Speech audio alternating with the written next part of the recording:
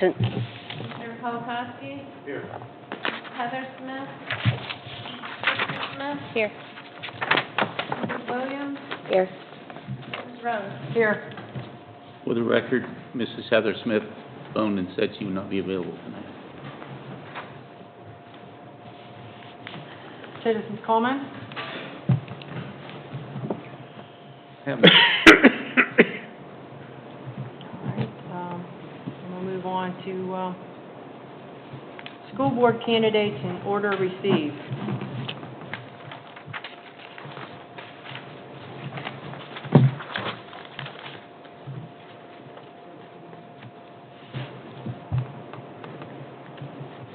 I have a question. Is this to be the interview format? It's an interview format. You have a right to ask questions of the applicant? No, that wasn't in the resolution. Okay, in the book you gave me, it says, school board discussions of vacancy appointment and interviews of potential appointees must take place in a public meeting. In the book.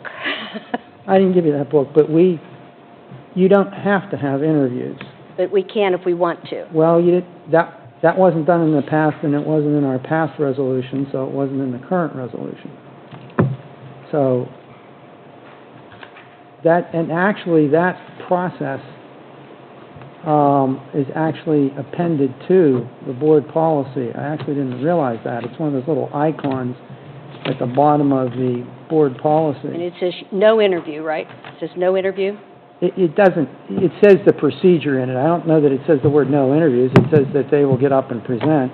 If you intended to have interviews, I think that should be included so they know.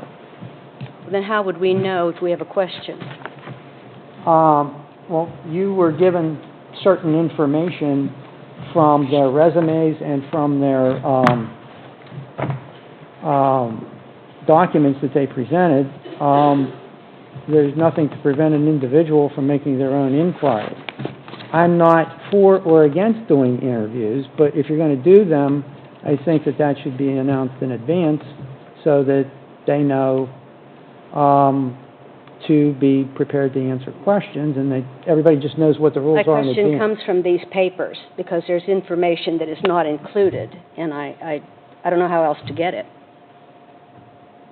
Information that is not included. That is not included, and I have no other way to get it unless I ask. Well, the criteria, well, okay. I mean, there may be things that you want to ask about, but the Can we ask questions? procedures, no. The procedures were to, well, here's what you could do. You could make a motion to suspend the rules to be permitted to ask questions, and that would require 6 votes. But then does that question time count as part of their 5-minute presentation, or is that in addition? No, it should not count as part of their presentation. Well, then There's very vital information. would There's very require vital a information motion. here.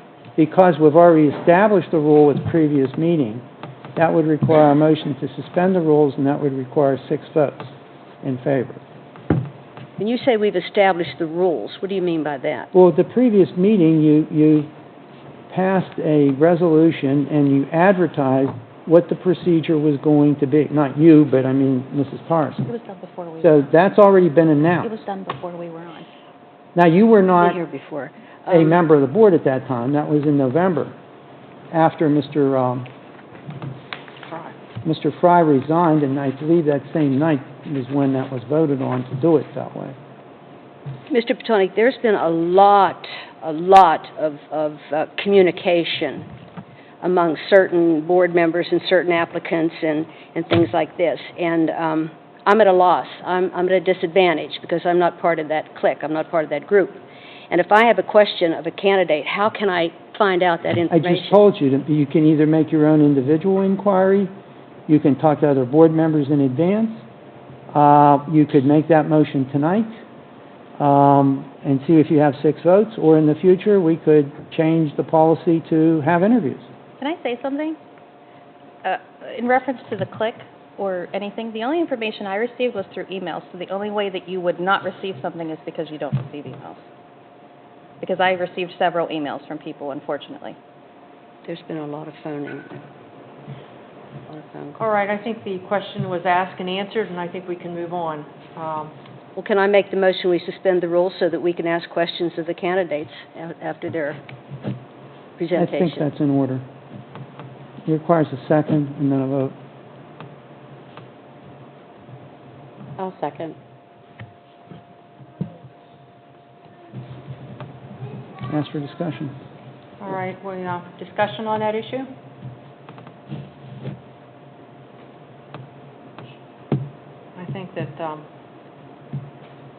I think if we were going to be asking questions of the candidates, that should have been in the information that was already passed. And the candidates then, if you would be out, they wouldn't have time to prepare. That's my opinion, so. Any other discussion? Yeah. I agree with that as well. I think that if we had questions, we should have presented them to them first so that it doesn't become an interrogation, Right. and that they should have had ample time to prepare. I wouldn't want to do that. My question's about a potential conflict of interest.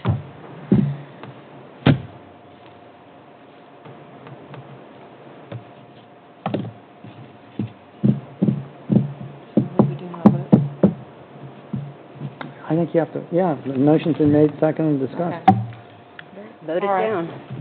Roll call? Mr. Beistel? No. Mr. Carson? No. Dr. Pike? Yes. Mr. Polakowski? No. Mrs. Kristen Smith? No. Mrs. Williams? No. Mrs. Rhodes? No. Motion fails. 1 yes and 7 no. 6. And 1 out. All right, go ahead and call the first one. Sam Accipiter, address is 403 Turnkey Path Road, Mount Pleasant. Turkey, I'm sorry, Sam Accipiter. Actually, the first thing the secretary is supposed to do is to read all those that have been received, the names. Oh, okay, sorry. The documents, the candidates that have applied for the school board vacancy in the order they submitted, the required documents, Sam Accipiter, Amy Love, Wayne Frund, Candace Raymond. How you doing? Hey, my name is Sam Accipiter. I wanted to thank you for the opportunity to speak tonight to tell you why I wish to serve on the Southmoreland School Board. In the recent past, I've had the honor of having contributed to the district through my extensive experience and knowledge as a school director. Throughout my tenure on the board, I served as president for 3 years. With unification and cohesive functioning of the board, we achieved academic, political, and financial success by meeting the needs of the educational system as well as all the stakeholders in a non-partisan manner. All input was respected and considered by the board.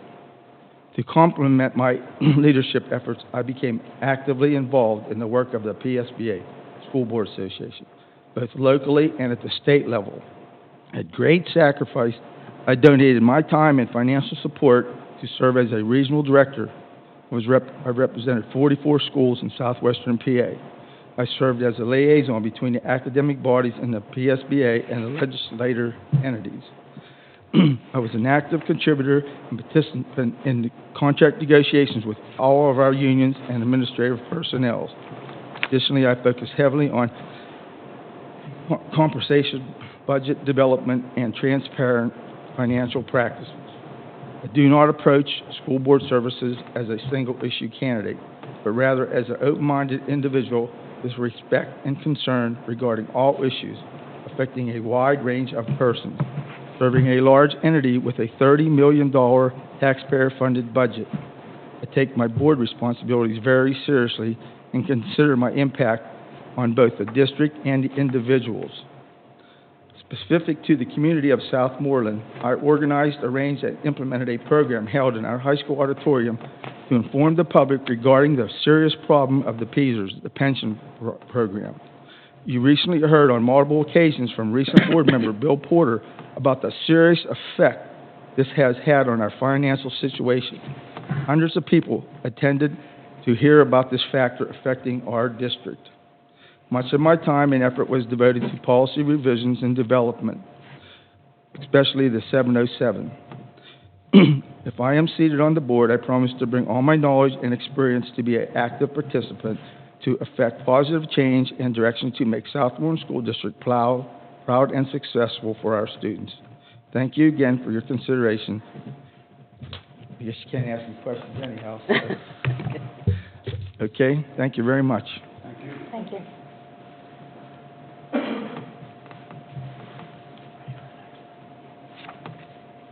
Amy Love, 156 Creek Road, Scottsdale.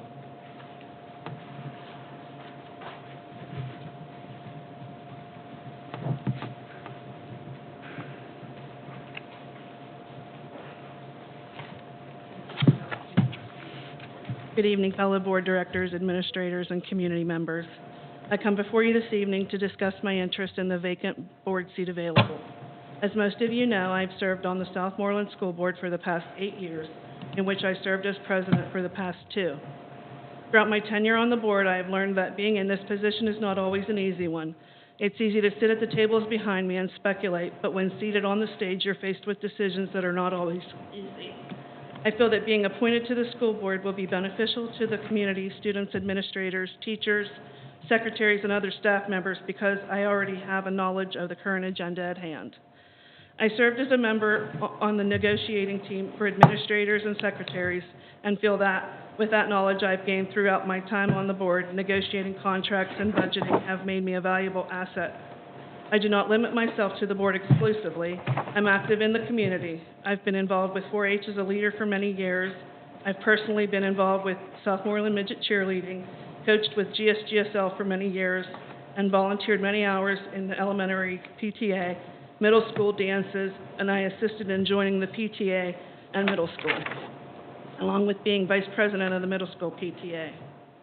While being a school board member, it is imperative that you look at and approach the issues of the school in a multitude of ways. There's a fine line with finding a balance between the education of the students, fiscal responsibility, and managing staff. First and foremost, our main priority is to ensure a quality education for all children in our community. Providing a quality education for all students is imperative. Sadly, this comes with tough decisions. Oftentimes, the district's hands are tied by funding, regulation, and mandates. But what's best for our students is always of the priority. You have to worry about maintaining the quality education while at the same time limiting the expenditures of the district. This is not an easy task. You can't look at things with tunnel vision, and you need to approach it as a whole. In the last 2 years, we've been faced with budget struggles, and I'm proud to say that as president, I aided in the process of developing the fiscal plan that helped balance the budget. A common goal for the school board is to create a long-term vision, mapping a course that provides the necessary opportunities students need to reach their full potential. The board is responsible for establishing and maintaining a structure that supports this vision, empowers the staff, and provides leadership. It is difficult to provide leadership and carry out a vision when the district lurches from crisis to crisis, like a ship without a rudder. With my background and knowledge of our district, I can help to provide the necessary leadership to keep the district moving in a positive direction. I strongly believe that we have an amazing faculty and staff working with our children. We must reestablish morale amongst district employees and work to return harmony throughout the district.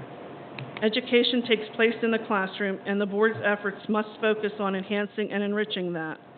I hope that you will all consider me for this vacancy so we can pick up where we left off and continue to make this district strive for success. Thank you. Thank you.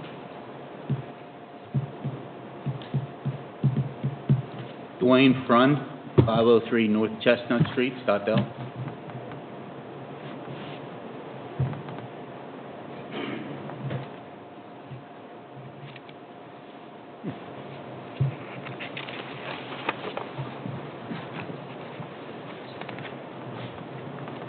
Good evening.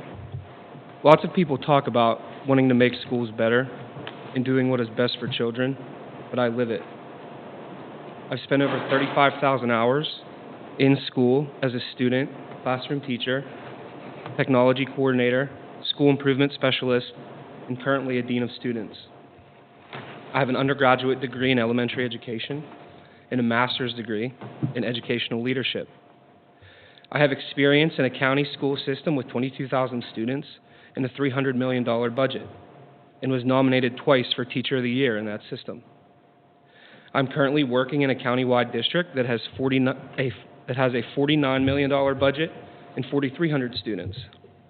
I oversee student discipline and attendance, assist with the school budget, chair the student assistance team, teach fourth grade math, teach professional development and professional learning committees, do lunch duty, tie shoes and zip coats, among many other things.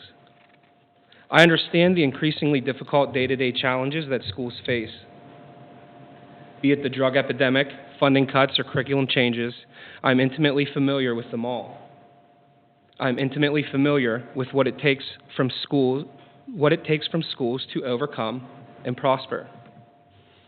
I constantly review school data and believe that we can improve academics, attendance, discipline, and school culture if we listen to what the data tells us.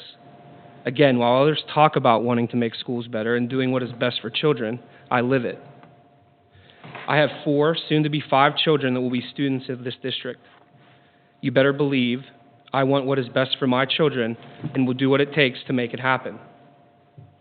So why not put me in a position to make that happen for all the children in the district? Southmoreland is weathering a budget crisis and cutting programs.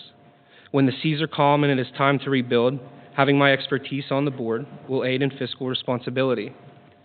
My world consists of constantly learning cutting-edge curriculum and current trends with a guarded zeal due to budgetary constraints. I have knowledge and experience that will give the board a chance at deeper understanding and alternative approaches to anything school or budget related. I interpret school data daily. I have the ability to find meaning in statistics and numbers that are convoluted and confusing. A fresh new perspective is what the community wants. The most recent election has shown that. How you vote tonight will ultimately send a message to your constituents. Are you doing what is the best for students and looking toward a future of restoration and rebuilding? Or are you casting your vote to remain stagnant? The voters have spoken. They are looking to move forward, not backward. I'll close with a quote from Jim Collins. Good is the enemy of great, and that is one of the key reasons why we have so little that becomes great. We don't have great schools principally because we have good schools. We don't have great government principally because we have good government. Few people attain great lives in large part because it's just so easy to settle for a good life. Don't settle for good. You now have an opportunity to choose great. Thank you.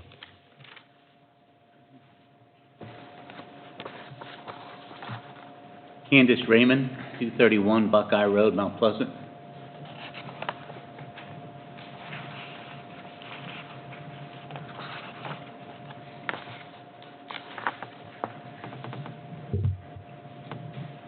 Good evening. I am Candace Raymond, and it would be my absolute honor to be able to serve on this school board.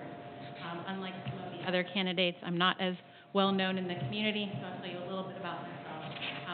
I have lived in this district for almost 15 years now. My husband is a lifelong resident and a member of our volunteer fire department.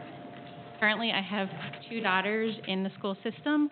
One is in 1st grade and one is in 5th grade. My entire family is very active in the Southmoreland community. We're active with the Dale Soccer Club. I'm also a member of the PTA. I spent my afternoon today helping many little kids buy some books at the book fair. It was an interesting afternoon. Professionally, obviously, you've reviewed all of our resumes and you know what we do professionally, but I am a licensed attorney. I have been practicing as an attorney for almost 16 years at this point. I graduated the top 10% of my class and had the honor of serving on our law review and our executive board for our new court, which are pretty prestigious appointments. Since beginning my practice in the law, I've worked for a couple of smaller attorneys, and then I left that to go into banking, and I have several years of experience in commercial lending. But after all of that time, I decided to take control of my life and my schedule and make myself more available to my family, and I am currently self-employed, focusing most of my practice in consumer adversary law, so I have a lot of financial background. Also, since submitting my resume, I have been designated a certified tax professional by H&R Block. That just happened within the past couple of weeks. I'm always trying to expand my skill sets and my knowledge. I'm always trying to improve and learn more that makes me more useful to my community. One of the greatest assets I have from my work as an attorney is my research abilities. I don't always know the answer, but I'm really good at finding the answer. And I look forward to the opportunity to do that research on some of the issues that is facing our school district. I may not have an education background, but I know that I want to be of service to this community, and I know how to find the answers. And sometimes an education background isn't what you need. Sometimes you need someone who's outside of the system who can give you some different perspectives on different situations. Obviously, I want the very best for my kids, but I want the very best for all of our kids. I have spoken in front of this board on numerous occasions, and most of those occasions haven't just been about things that affect my children. I've been here fighting for everyone's kids and the entire community. When all of the kids have what they need, everyone benefits from that. I believe strongly that strong schools build strong communities, and then vice versa. And the more that we build our schools, the more that our community benefits. And there's a lot of exciting stuff going on in our community right now. This past weekend, Saturday, was a fantastic day in our community. It started with breakfast at Santa at our school, and then it ended in the evening with the Winter Light celebration in downtown. The community is invested, they're interested, people care, and they want to be involved, and they want to see our community excelling. We want to continue that. We want to build on that. When we make this an area that's attractive, people want to come here, they want to live here, and quality schools are vital to that. But we also want to have quality education and quality communities that people want to stay here, that kids don't want to leave as soon as they get out of high school and go someplace else, that this is the place they want to come back to and raise their families. I've been in front of this board before. I've made suggestions to this board about ways that I think that we could all work together. Last year, I was before you guys suggesting a committee with representatives of teachers, board members, community members. Logistically, that kind of fell apart after one meeting, but I thought that one meeting was really productive, and I think it could still be, a great avenue to kind of clear up some of the animosity or confusion that's occurred between the public and the school board. Ultimately, I'm just ready to be in the schools, talking to whoever wants to talk, talking to the teachers, finding out what's working for them, what's not working for them, what will help them to do their jobs best, talking to the administrators, talking to the janitors, talking to anyone who can give us insight as to how to make this district the best that it can be. I've considered running for school board before, and for various personal reasons, I opted not to. And yet, here again, this opportunity presented itself, and I just couldn't ignore that fact, that it keeps coming back to me, and I keep being drawn to know that I am meant to do this. I am meant to serve my community in this way. And I don't have a lot of board experience like some of the other candidates, but I would gather that most of you didn't have any board experience when you started here either. But I know that I want to see our schools do more than just get by. I want to see our schools excel. And I know that it's easy to vote and do what's comfortable and familiar. 30 seconds. But what if you didn't do the easy thing? What if you tried something new? Not all changes are bad, and I would be honored to serve on this board. Thank you for your time. Thank you.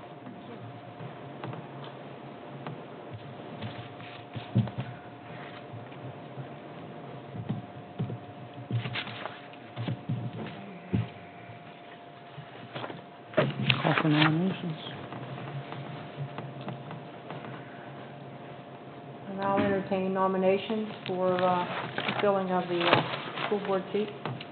I nominate Amy Love. Mr. Beistel nominates Amy Love.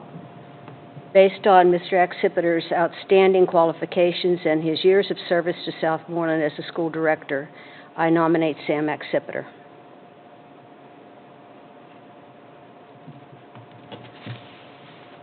I nominate Candace Raymond.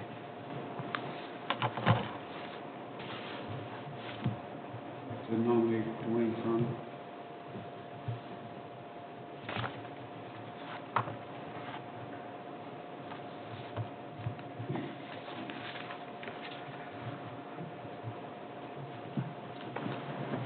Call for motion to close nominations.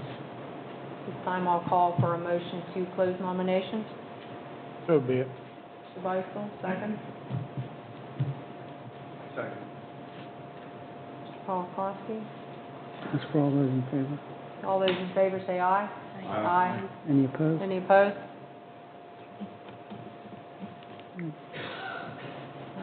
Everyone votes in order. All right, we'll, go ahead and go, roll call for the vote. Beistel votes for. Amy Love. Mr. Carson votes for. William Front. Dr. Spikes votes for. Sam Exipiter. Mr. Polakowski votes for. Amy Love. Mrs. Kristen Smith votes for. Candace Raymond. Mrs. Williams votes for. Candace Raymond. Mrs. Rhodes votes for. Amy Love.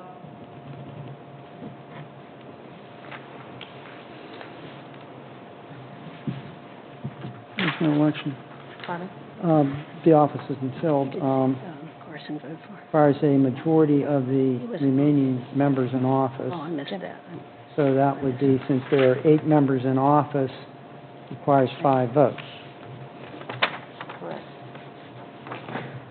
Do you wish to call for another round of nominations and voting? Yes.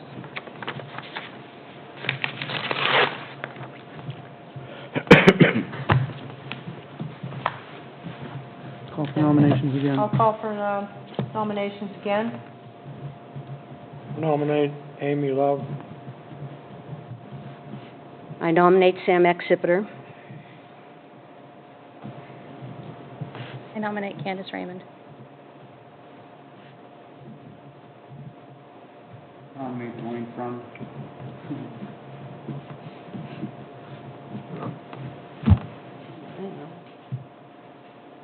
Well, maybe not. Call for the end of the, Motion to close motion nominations. to close nominations. So be it. Mr. Beistel, second.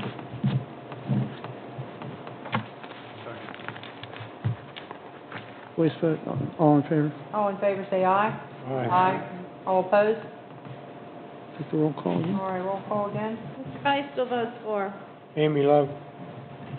Mr. Carson votes for. William Front. Dr. Fikes votes for. Sam Exipiter. Mr. Polakowski votes for. Amy Love. Mrs. Smith votes for. Amy Love. Mrs. Williams votes for. Amy Love. Mrs. Rhodes votes for. Amy Love. Mrs. Love Yes. is the new, with 5 votes. Is there 5? Over and over. 5.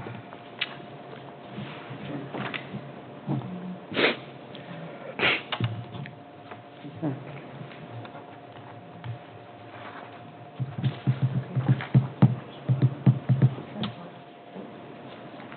Yes. All right. All right. Do you wish to swear in Mrs. Love? Love, please come forward so you can be sworn in.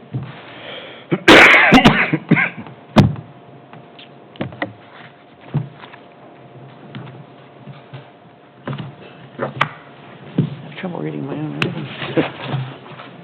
That happens sometimes. Should have done it a third time. Yeah. No, you can ultimately declare an impasse. Oh. And then it goes to the court. Or you could do something, some other things. Pull out the mats and do the rest. What would have happened was, Raise your right hand. we might have went, I, Amy Love, do solemnly swear that I will support, obey, and defend the Constitution of the United States and the Constitution of the Commonwealth, and that I will discharge the duties of my office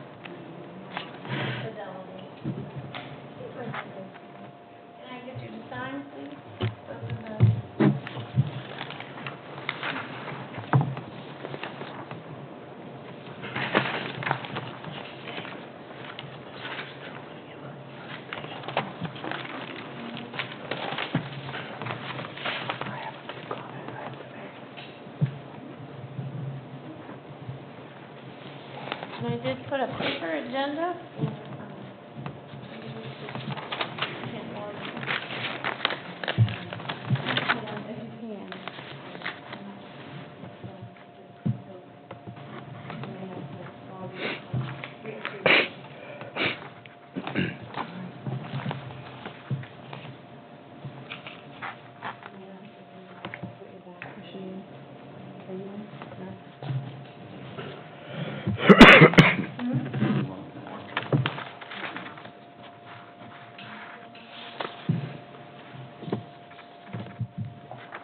Working today. The rain.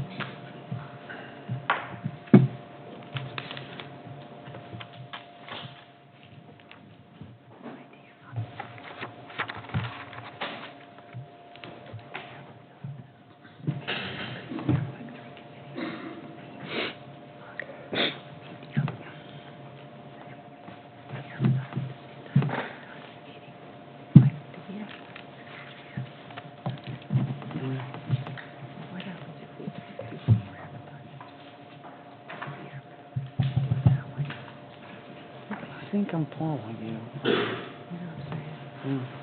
Well, when do they meet? Before. And then we have to do the executive session there. Well, I mean, it's up to you. I don't think she knows what to do. Are we in?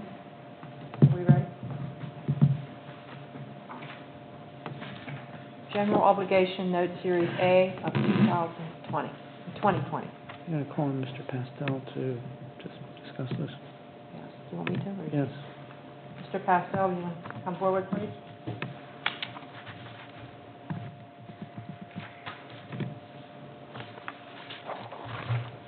Good evening, I'm Clifford Pastel from the law firm of Dinsmore and Scholl, LLP. And, we've appointed your bond counsel in connection with this debt issuance. We have microphone. Is it on? Is it on? Hello, testing? Nope. And Mr. Mashachek.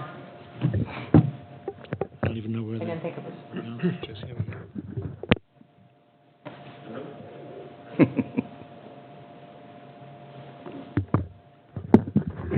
Check. Okay. Just need to be closer to it.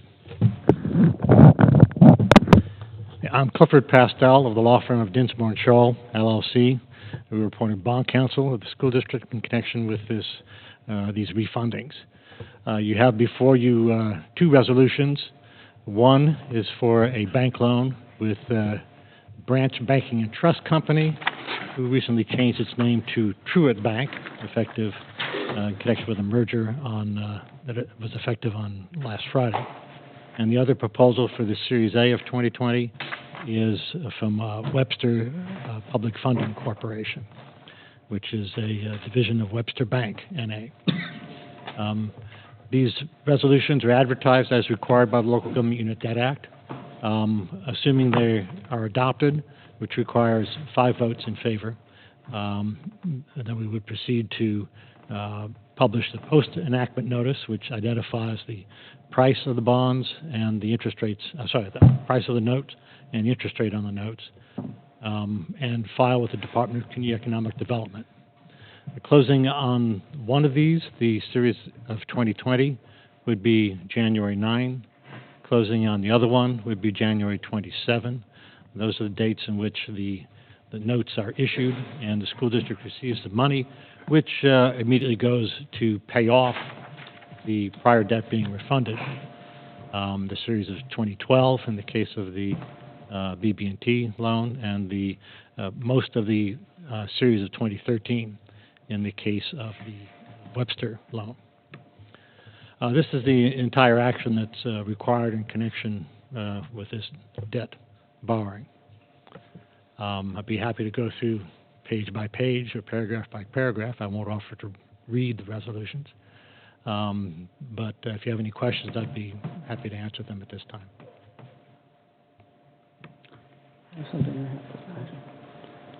With permission of President, I have to advise the school board because of language that was in the documents that were submitted and because you should be aware of this. There are certain aspects of these kinds of borrowings.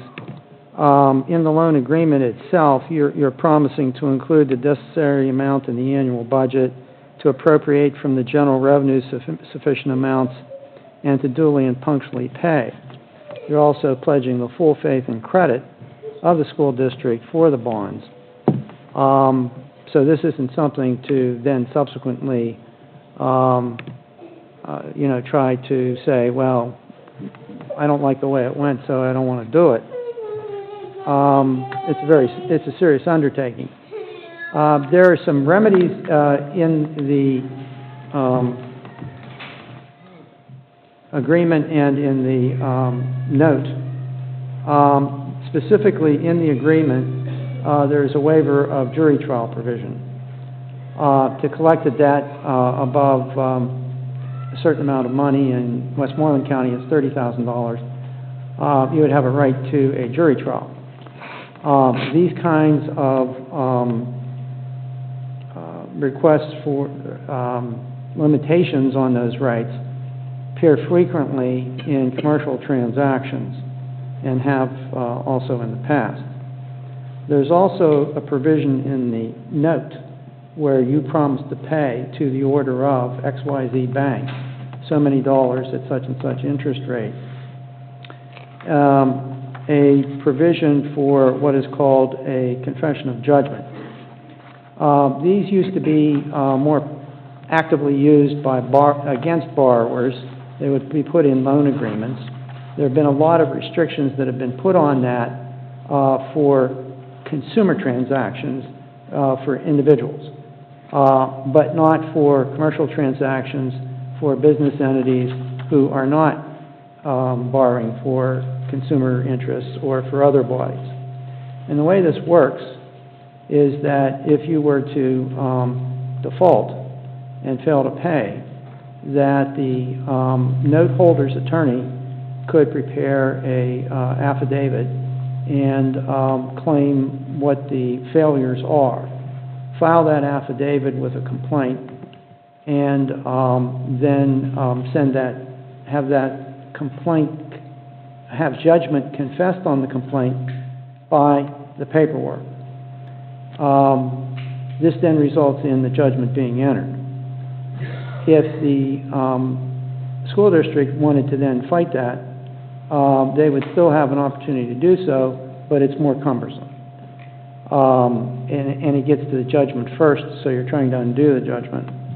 The method is to file a petition to open the judgment, or if there were a jurisdictional question, to vacate the judgment, to aver your specific defenses or reasons for attempting to do so, and to explain any delay in promptly acting. You then, if it were granted by the court, you have to go to court to get permission to do this, then you would have to move forward with depositions to put forth evidence as to what your defenses are, and then ultimately to go back to the court to see if the judgment should be open or stricken. Now, I'm mentioning that not to speak against the borrowing. I'm really familiar with these kinds of things. Most attorneys are. But I wanted you to be aware that they're in there, and the actual documents do call for that to be brought to your attention. Another thing that I asked Mr. Pastel to do for us, and he did succeed, was to get some better language about a cause for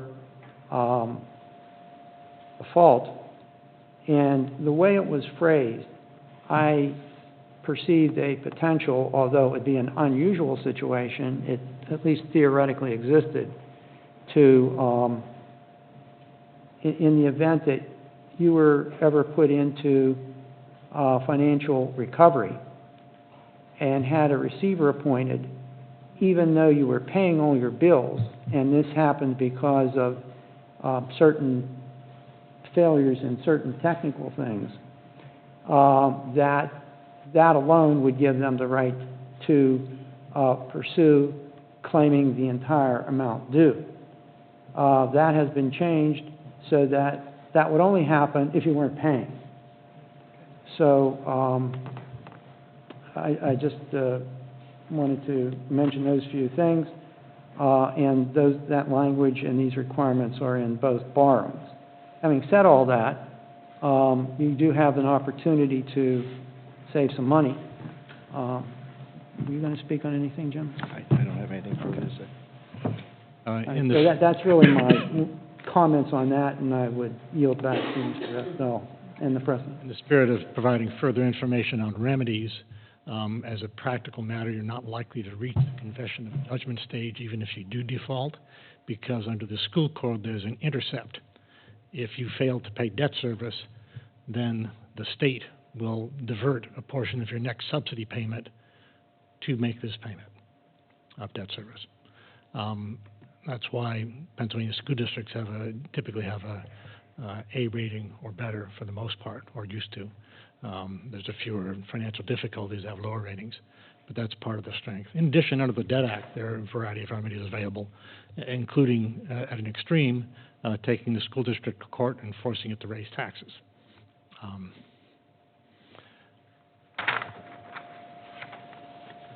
Mr. Petonic, I have a question. You mentioned the Financial Recovery Act, Yes. and based on what I heard this year, we are heading that direction, right? No, I can't say that. I just say that you have to constantly watch the metrics, and it's a every year struggle with the budget. Okay, And so... that's true of a lot of school districts. Okay, and your golden hour, in my opinion, was explaining that to the board and warning them about what could happen. So you're saying that if nothing changes and that they continue to burn up the fund balance and we head for financial recovery, they can ask for all the money at once? No, No? you would have to be not paying. Well, okay, but if it gets to the point where something's got to give, you know, some bills aren't going to get paid when you get into financial recovery status, or else the cuts would have to be so drastic, it would be phenomenal. But, okay, if we're paying, there's no problem, but if we run short, for example, they have the right to demand the money all at once? No, not under these documents. No, not exactly. No? I'm sorry, I'll yield to Mr. President. Initial draft of the documents did have acceleration on event of default as a remedy, and that was one of the things we took out on the advice of the financial advisor. Under the Debt Act, for any debt of any local government unit, one of the remedies is, on 30 days' notice, to accelerate all the principal. That's always a possibility in case of default. We were given, and I counted them, 82 pages of legal documents. What? For this thing you're going to vote on. It's in the board doc. There's 43 pages on, most of them are on both sides, and I counted, there's 81 sides. 42 sheets, 81 sides. With incredible statements.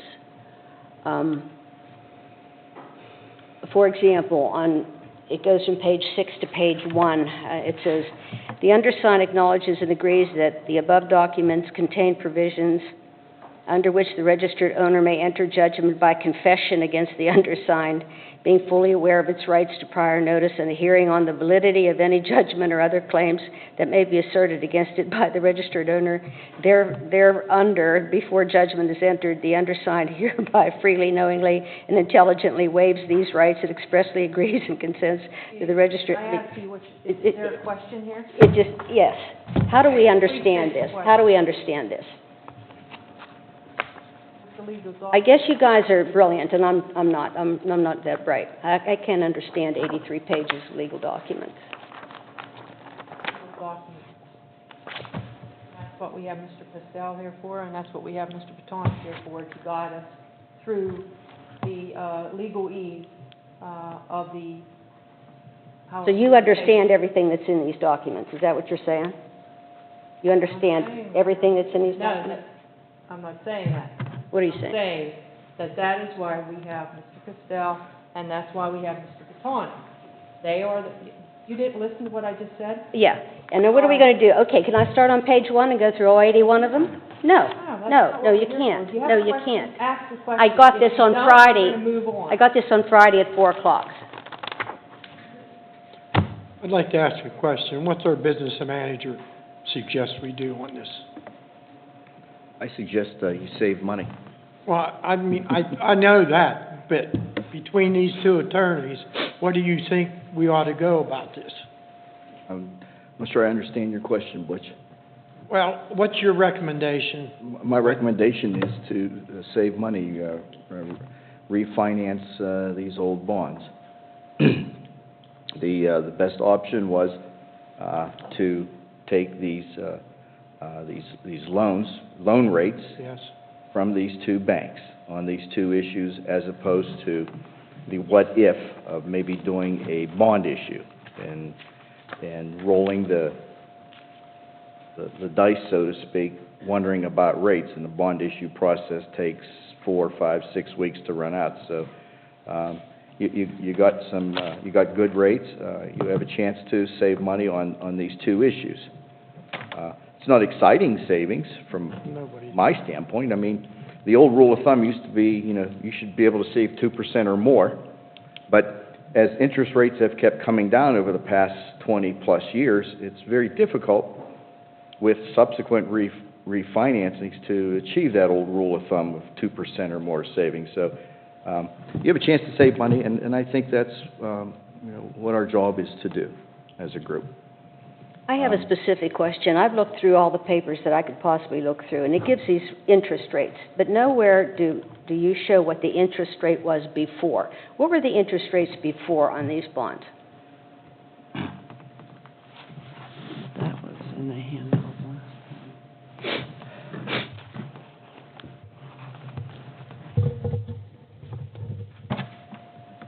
That would vary because they were bonds, and they would have different maturity dates and different interest rates. Yeah. Can you... So the objective, and I'm going to yield to Mr. Pastel to explain, how those bonds are being handled in order to effectuate savings. Can you give me a ballpark figure as to any of these? The 2012 bonds, the interest rates on the bonds being refunded range from 2% to 3%, with most of them being in the range 2.7 to 3%. Well, that's what this is here, too, then. You said 2 to 3%? No, 2.39% is the interest rate on the new loan. Yeah, what was it on the old one? For most of the bonds, 2.7 to 3%. Very small interest rate difference. Am I missing something here? 2.39 is lower than 2.7, 2.8, 2.93. Oh, so it's less than 0.5% different. It depends on which maturity you're looking at. It's in that range. I thought I saw that somewhere, and I thought, looks like it's the same thing it was before. In a different paper that we got before, I think it was... In the attachment, is this in board docs, the information from I think it came in today. PFM? Was that where I saw it? Might be where you saw it. I don't know if it's attached to board docs or not, but it's, I'm sorry, this one's dated December, I This is the with same the, as it was before? I think they made a mistake when they said December 12th. No, it was, Okay. Yeah, you're right, Jim. No, there is a December 12th. I think it came out today. This is very, this copy is very fresh. We don't have that. We don't have Jim. that. We have the December 2nd. Well, anyway, let me allude to a page they have in here, just to answer the question on interest rates. They have the schedule, on their page 5, they have the schedule for the 2012 bonds, what is outstanding. We have $9,560,000 in bonds outstanding. Now, the interest rates, as Mr. Pastel said, they go from 2 all the way up to 3%. So, the principal that's maturing in April is at 2%. The principal that's maturing in April of 2021 is 2.5%, and it stays 2.5% for April of 2022, April 2023. And then for April 2024, that rate is 2.7%. And then for 2025, it's 2.8. For 2026, it's 2.9. And the final principal payment in 2027 is 3% even. So I don't know what the blended rate would be if you took the calculation and Yeah, I don't have a blended rate, I don't have that with me, but. but there is savings. It's It says above the 2.39. rate on. So when you did this bond issue in 2012, I wasn't here, I know Mr. Pastel was your bond counsel then, you got good rates then, really, you did. So the fact that you could squeeze out even more savings from 7 years ago tells you something about the market for these rates. That, you know, you saw that chart up front, I think last week, from your financial advisors, how over the past,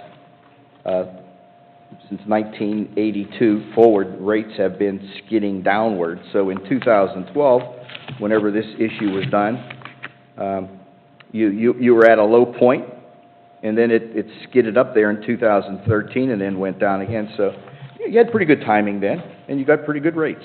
So, You want to mention the total savings on this particular loan? Okay, the order on the agenda is, the 2012 is here, 13 is here. But anyway, the net present value savings for the refinancing the 2012 issue, which is with BB&T Bank. And that rate is, again? 2.39%. 2.39, right. So, thank you. So the Public Financial Management has the net savings, which includes the costs of doing the transaction. The net savings is $176,780. About 1.85%. So, 15 basis points below that old rule of thumb. Save 2% or more to make doing these things worthwhile. And it's harder and harder to do that because, you know, you've been timing these bond issues as the markets have come down. You've taken advantage of lower and lower and lower rates. I don't know how many more times you can take a bite out of the apple doing this, because the 2012 issue was a refinancing of older bonds from the 90s, I believe. 98, wasn't it? If interest rates go down, or if they stay the same, you'll have shorter maturities in another few years. Right. It may be possible to refinance these once more. Really wouldn't expect more than once, and that requires rates to cooperate. What is the And total what about cost? the other one? What is the total cost to our district to refinance this? Sorry, the total cost Yeah, is what the fees debt or service what you is pay on the new involved? bonds. I'm not sure which means. Either one, it doesn't matter. Totally, we're doing two different ones here, so what's it cost us to do this? Nothing? Oh, you're asking about fees? Mm-hmm. Jim, I believe they're on that handout that PFM provided, the one you're looking at. PFM does not have the detailed fee schedule. I don't know if that is in the subsequent documentation on the closing of the loans. They have, let me turn to I did that. not bring a copy of that with me, but my recollection is Yeah, That there were pages. the new principal would be $9,675,000. This is a 2012 issue. And the refunding $9,560,000, correct? Okay, so the total fees, $115,000. Now, how that's made up? No, there's also interest on the prior bonds to the call date. Well, that's true. Okay, the part of that refinancing is paying the accrued interest on those bonds. So, but the detailed breakdown. In terms of cost paid to professionals to get the deal done, True. bond counsel's fee and expenses total $16,000 for each issue. Right. Solicitor's fee, I think, is $4,000 for each issue. No, 4,000 for one, 2,500 for the second. $2,500 for another, okay. The bank's counsel fee is $4,000 for one, $4,500 for another. The financial advisor fee, I'm not sure, $15,000 for each issue? Yes. You're talking 60,000. That'd be in your fee quote. And there's a redemption fee that the prior bonds, paying agent charges to call the prior bonds. Did you say that's all included in the net savings? Yeah, that's included, and the savings figure is net of that. That's not on top of the net savings, that's included in there. There's no change in interest rates. The same as they were. Like Well, even a point, 0.1%. if we go from 2.9 to 2.39, Only an once. You only interest do that percent once, on though. $10 is Yeah. negligible, but on $10 million, that would be a But it won't be much that. higher It savings. won't be at that by the time they get to there, because that's way down the line. Is that accurate? I'm not sure what she's saying. It won't be there by then? That's our net savings, The savings is Final. spread out over the life of the issues. right. We don't get a check So for that, to we come just up don't with- pay that. To come up with one number to compare, you'd have to take the present value Right. at a convenient figure, usually the bond yield, to see what it is in terms of savings today. Gross savings would overstate it because those gross savings would occur later on, those gross debt service savings. So you want a present value back to get something that's comparable.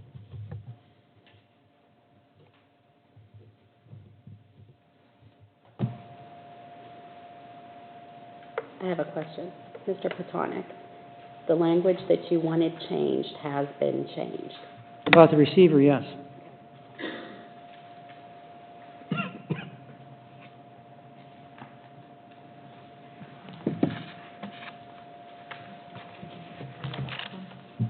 Oh, you could. Well, I think it'd be more efficient to explain the other issue, the other note, I'm sorry, the other borrowing. Okay, so that would be the general obligation note series, 2020 BB&T.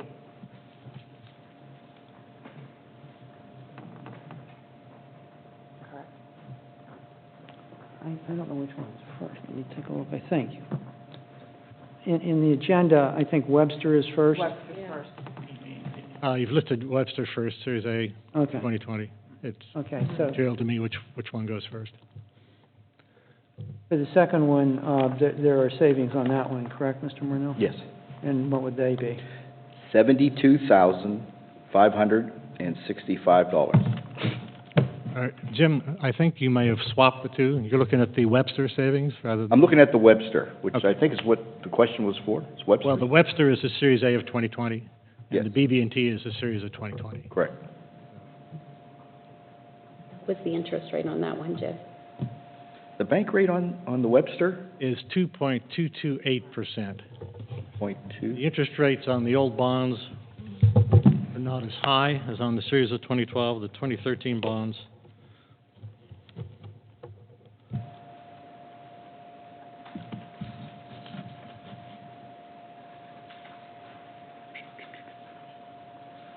Interest rates range from 2% to 2.7%.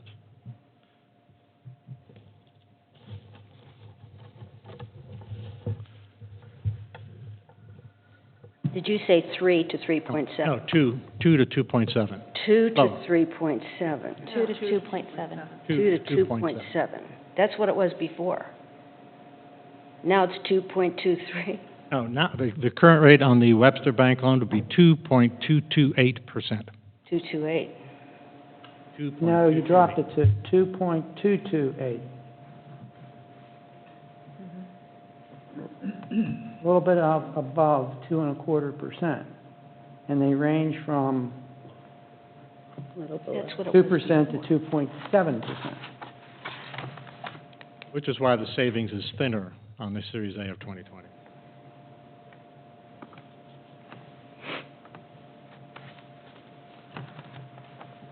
I thought there was going to be this fabulous difference, fabulous. You know, we were going to make $500,000 or something.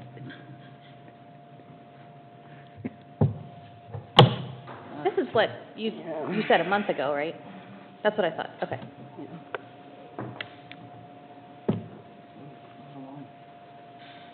Any other questions or discussion? Jim, that paper that's dated December 12th, I don't think we have that. Did you just get that? Like, Yes, did we they? just- Okay, they sent that to you. Can we possibly get a copy of that? Yes.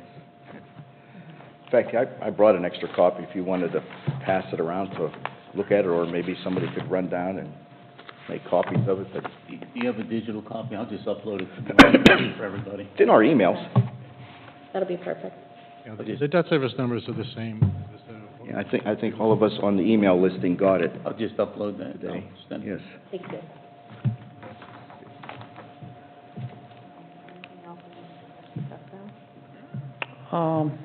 Well, Mr. Mash, I believe, was going to read the basic title of the resolution, and then you could call for a motion. I would ask Mr. Pastel to wait till we're done, just in case another question comes up. You could have a Okay, seat go ahead. while they're voting. Thank you.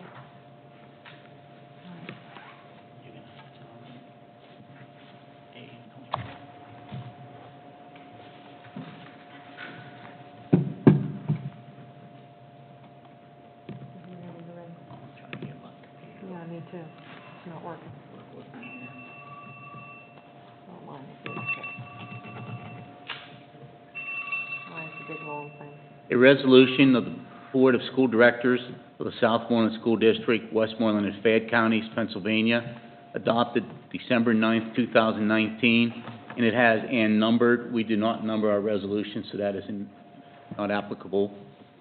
Formal action constituting a debt ordinance under the Local Government Unit Debt Act, authorizing and incurring of a non-electoral debt by the issuance of a general obligation note in a principal amount of $9,041,000, covenanting to pay and pledging all available taxing powers for the payment of the note, fixing the form, interest rate, maturity, redemption, and other provisions for the payment thereof, authorizing the acceptance of a proposal for the purchase of the note, authorizing the filing of required documents with the Department of Community and Economic Development, ratifying and directing certain actions of officers, and making certain other covenants and provisions in respect of the note.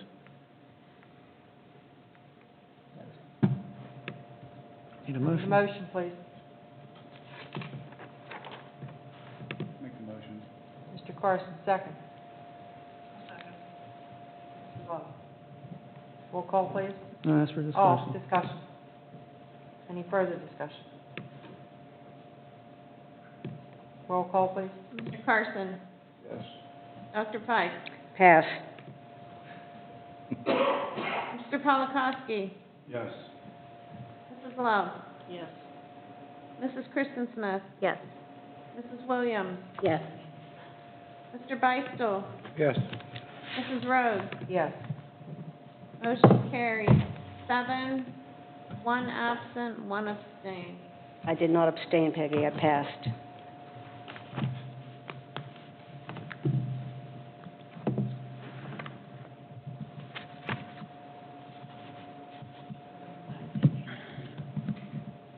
Why are you doing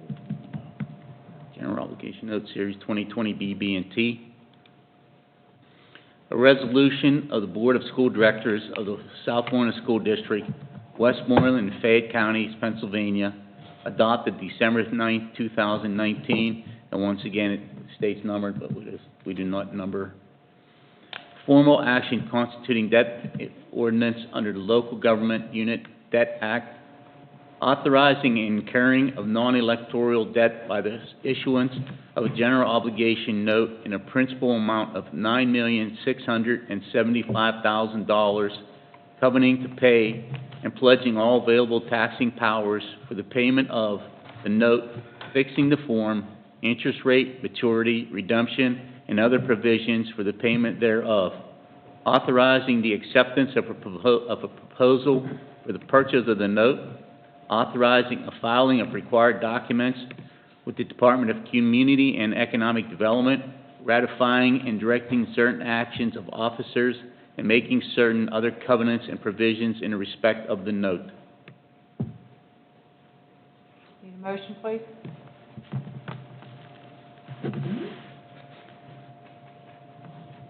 So be it. Mr. Beistel, second. A second. Mrs. Williams.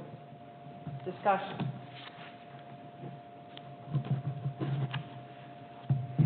Roll call, please. Dr. Fike? Pass. Mr. Polakowski? Yes. Mrs. Love? Mrs. Kristen Smith? Yes. Mrs. Williams? Yes. Mr. Beistel? Yes. Mr. Carson? Yes. Mrs. Rhodes? Yes. Motion carries 7, 1 pass, 1 absent.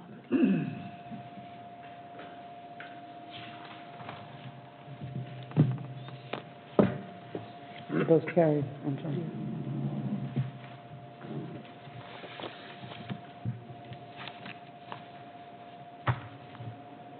Why don't you just bring it up and say what, your concerns are?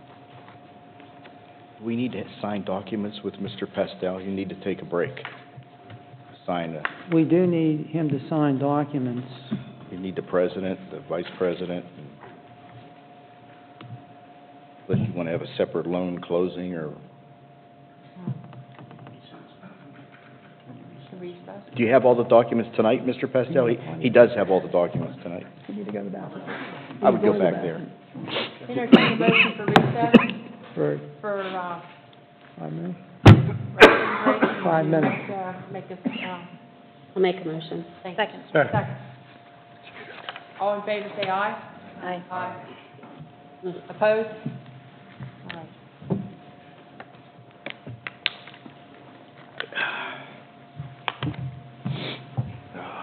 Been fighting this sinusitis, bronchitis thing for a week now. Stay back, it lasts. Stay away from me. Miserable. Yeah, that's fine, you can do it here if you want. Okay.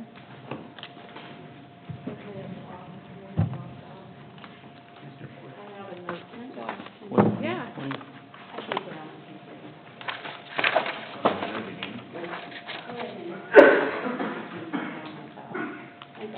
Yeah, Mr.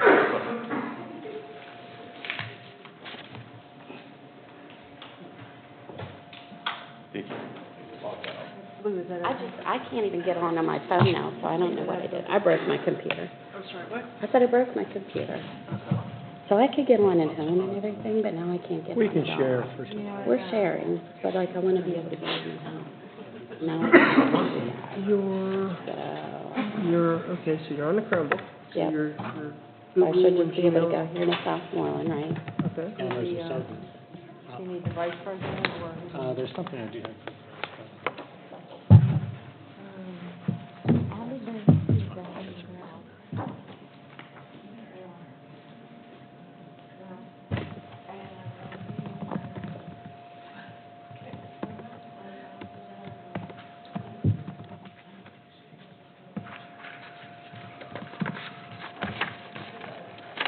I'm certain that was my password, so I might need to Okay. reset. Have you ever been in, you're in it at home with I that? was, yes. Okay, let me see your Chromebook here. Here, you can sit here. Sounds pretty good. Oh, it's been a tough last 7 days, I'll tell you. What's your password? Says B, capital B. OHRCA 208.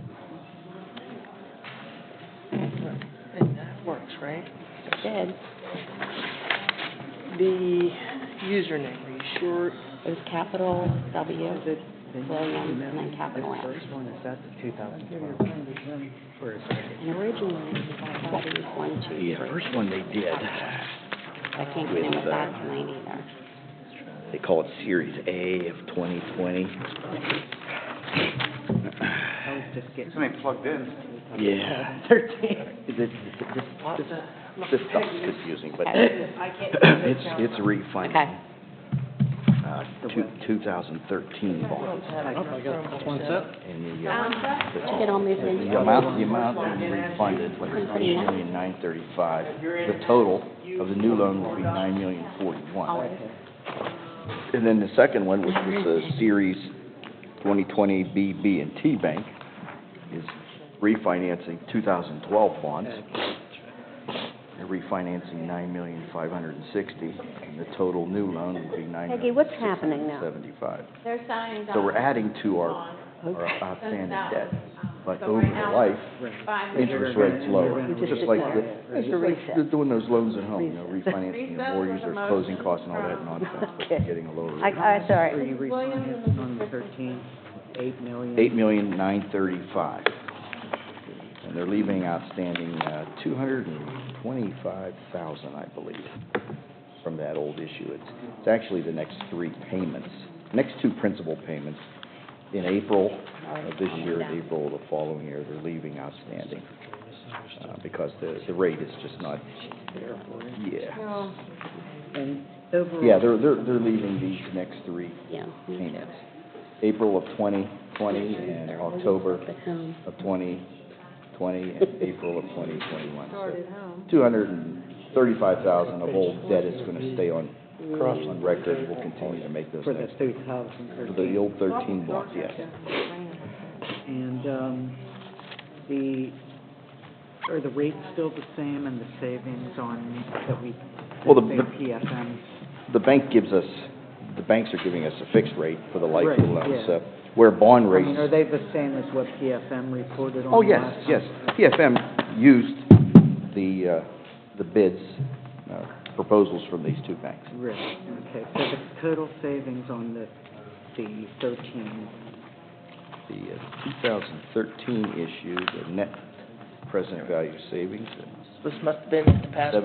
$72,000. No capitals on the W $565. or the M, so it's Nothing all lowercase earth-shattering, for Williams but M. it's savings is a savings. Password the one with the... is welcome 1, 2, Yes, 3 that's with what- capital W. Now, The other one if is you wanna change it, you can change it. $176,780. You can change it, That's change the password up here BB&T bank. on the account. So if you wanna change it, you can Okay. change it there. Thank you. You're welcome. 76, 780. See if it works. Have it. Yeah. No, I'm good. Before I say that. You're welcome. You're welcome.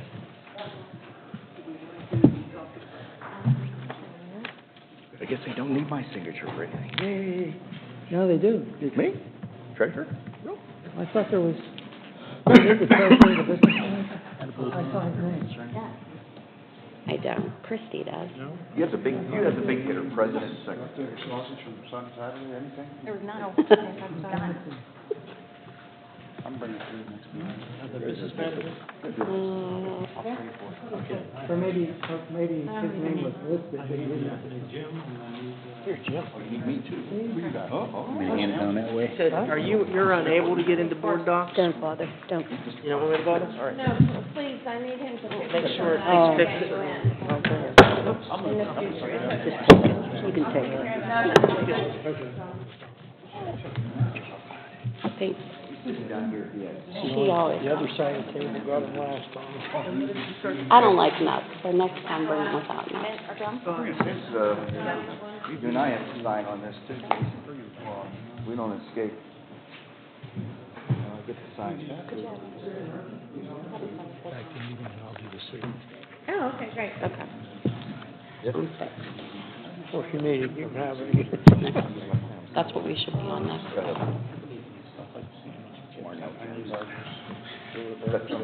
think. I don't think they'll be that. I don't think they'll go that route. It's coming, Christmas is coming, we'll have some days off. Jim, it cost us $60,000 to save $172. Is that right? It cost us $60,000 to save $172,000. Well, no, remember, it's the net savings, that's what's important. It don't matter to me. I've seen this monkey wrench go around about 3 times and people walking away with all that cash. You know, if you go to refinance a mortgage and you think you're going to save money, and a lot of them will say, look, you're wash, you don't even do this because you pay your big money up front. Well, if you do your studying, your due diligence when you go to refinance your mortgage, there are closing costs, of course, but. Well, that's what we have here, Well, $60,000. you should know that when you refinance your mortgage, that over the life of your mortgage, you're saving money because you're getting a lower interest rate. So, yeah, there's a cost Well, for it. there's another thing. We don't know what interest rates are going to be a year from now. They could be 1%. Well, but that was the whole thing. You want to take the chance and not do anything and see what happens, or lock in savings now while you've got banks that are willing to loan you the money. This is wrong. If I had that kind of crystal ball, I wouldn't be here working for you guys. I'd be with Warren Buffett and those guys on Wall Street. Believe me, I wouldn't be wearing this old cheap suit from J.C. Penney. You know how old this suit is? The tag back here says "Made in the USA." That's how old it is. That's why it's lasted. That's why it's lasted. Right. That's how old the suit is. I'm surprised I can still put the pants on. Oh, yeah, I don't want to steal these. These belong to Mr. Pascal. These will go into the closing books. These goes to the paying agent. Bring your computer. Closing books. Bring mine. Some of this ends up in the closing. I can't do this. We'll coordinate that. I'd like to write it in the check. Yeah. This is new for me.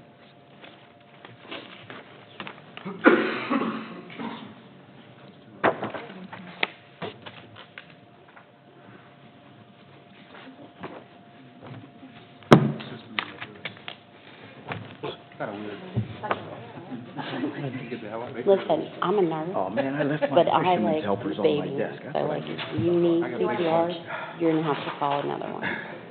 Mr. Marnell? He's sick, you better Are give they it like to him. fisherman's helpers or Username, Vapo password. things? I left them on my desk. Agree with the I even left my Vicks Vapor snorter on my desk. But I had to bring it with me. But I bet you have that contract in your back pocket. What's that? But I bet you have your contract in your back pocket. Oh, that's definitely in my back pocket. It sits on my nightstand.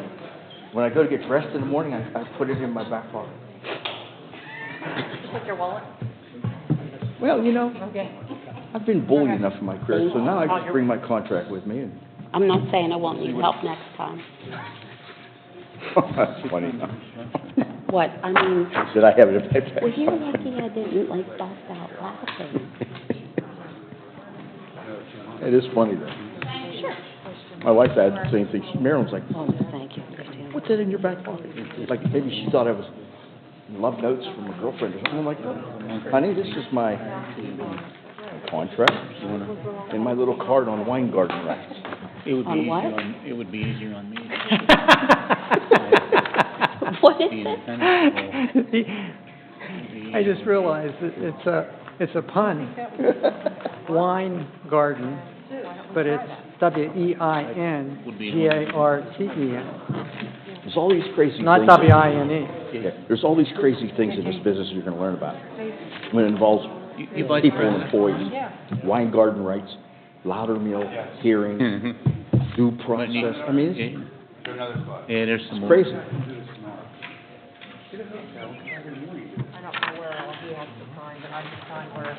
Don't ask me. In the old days, we used to go out for dinner after going on big deals.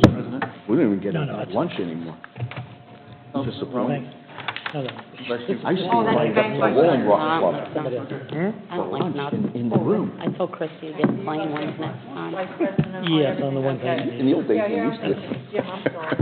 As a spare, as all. How long My you first work? bond issue was December of 1993. 10 years. Ligonier. The underwriters, Just have a good bit of travel. we went downtown Pittsburgh 15 minutes. to do the closing. Yeah, Sunday Road. And Ellen Banks Started was down there. involved Did it as early. corporate investigator. About an Pete hour and a Smith was half. the underwriter.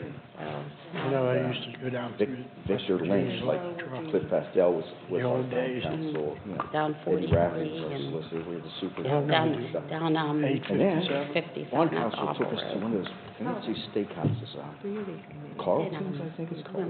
Hey, you buying a house down there? Oh, I tell you what, I thought, wow, this is the way to live. Point Marion. Well, I mean, you know, that's an old town. In the 2000s, you know, our bond underwriter was Bob Armour. He's related to the Armours out here that do the sausage and all that. He was with Janie Montgomery. So after we do a big bond refinance, Thank you, I say, hey, Jim, he said, you want to go to lunch? I'm like, okay, Bob. So we'd go to lunch. We drove up to Rolling Rock. Yeah, we would have to do that. You ever eat it in the Rolling Rock place? Oh, my God. He'll steal everything. I told him, I said, Bob, I said, I'm not going to I'm a Democrat. Excuse me, you're taking my paper under my computer. I'm a kid from Ludwig in Greensburg. What am I doing here? It's another world. You're from Ludwig? The old Ludwig section of Greensburg. You familiar with that? Wow. My mom grew up in Piskeyville. Piskeyville. I'm not familiar with that. So, you know where, Office Field is? Of course, you know where Office Field is. Jason's Pizza, So across from there is Green Avenue. Yes. So up in there.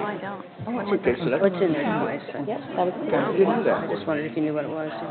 Are there dates on that? Fuck, small world. Mm-hmm. No, but see, my question was. You get home It's in there twice. You came to the wrong place.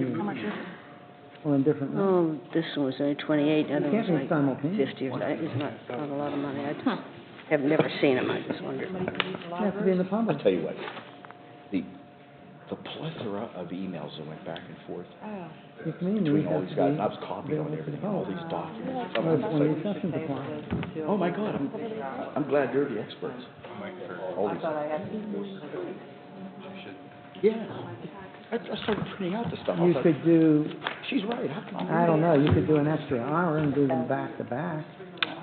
Now I have to sit down with our auditor and we have to figure out the They start out accounting that for way this. if they're 'Cause going he might to have to- render advice He hasn't, to the he body hasn't as a finished whole. the If they're audit, not we gonna finished render the advice, numbers. Can we start why again? the meeting? But we'll probably have to write What are you up doing? a disclosure in the financial statements over this. Need a motion to reconvene? Motion. Second. All right. All right. Formation of board committee.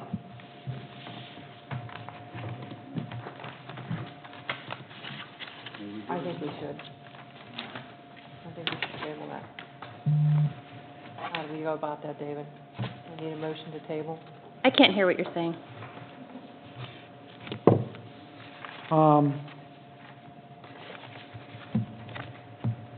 Is this as a appointment or as an election? They're just, It's an appointment.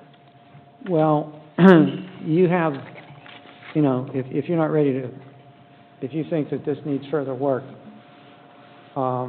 you could not do it, but I suppose the cleaner thing to do would be to, because it's in the agenda, you should make a motion to table this activity till, and then you determine the date. He's saying. I mean, you determine the date in the motion. So if you're, you know, putting this off for discussion or activity until the January, whichever meeting. All right. So I need a motion to that effect? Yes.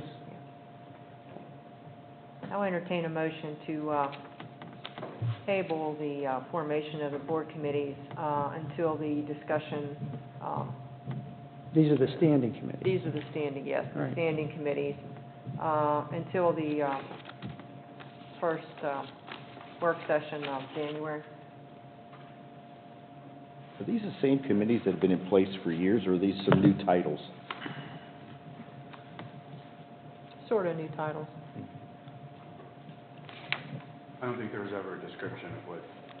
No, there was never really a description of what each, you're right, Jason, it never really was. Were these assigned, like I noticed my name on 2 of these, how were these assigned? Mrs. Rhodes and I worked together in trying to figure out what would be the best placement.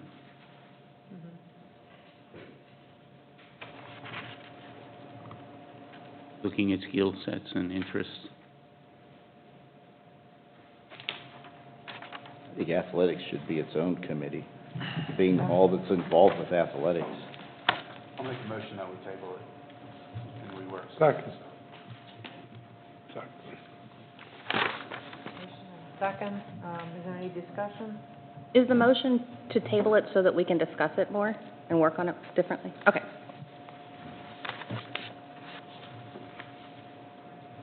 Roll call on it. No, you can do a voice vote. Okay, all in favor, say aye. Aye. Any opposed? Any opposed? Carries.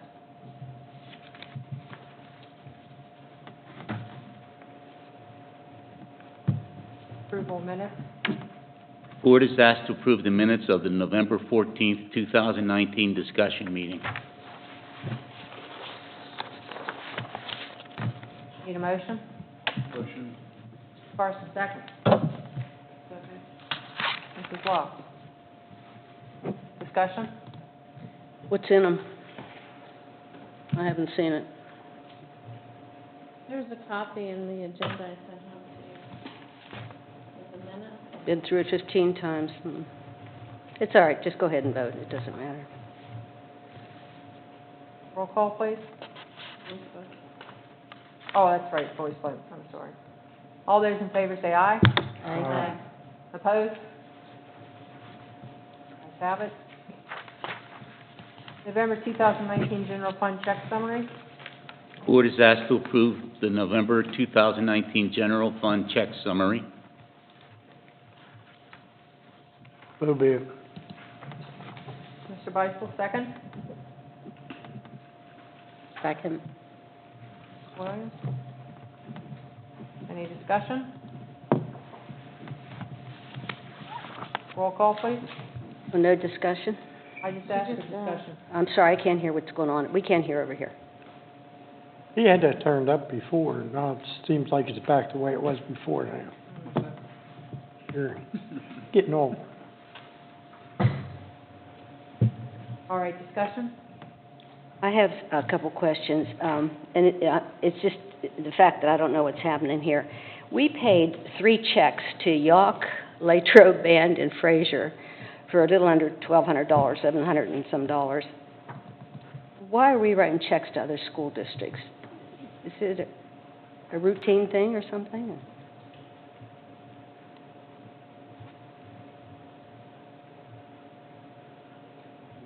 Is that for competitions, maybe? Which check numbers are they? Well, one says for golf, one says it's a band, and I don't know what York's was. I mean, just tell me, are these like something we buy from them, or like we pay them to do something, or?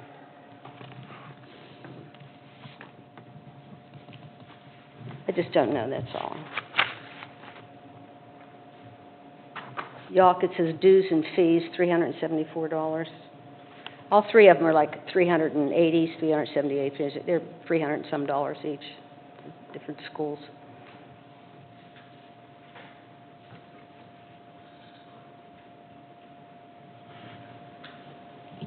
While you're thinking about that, is there a way that we can get the check registry put in the correct way to board docs so we don't have to turn on the side?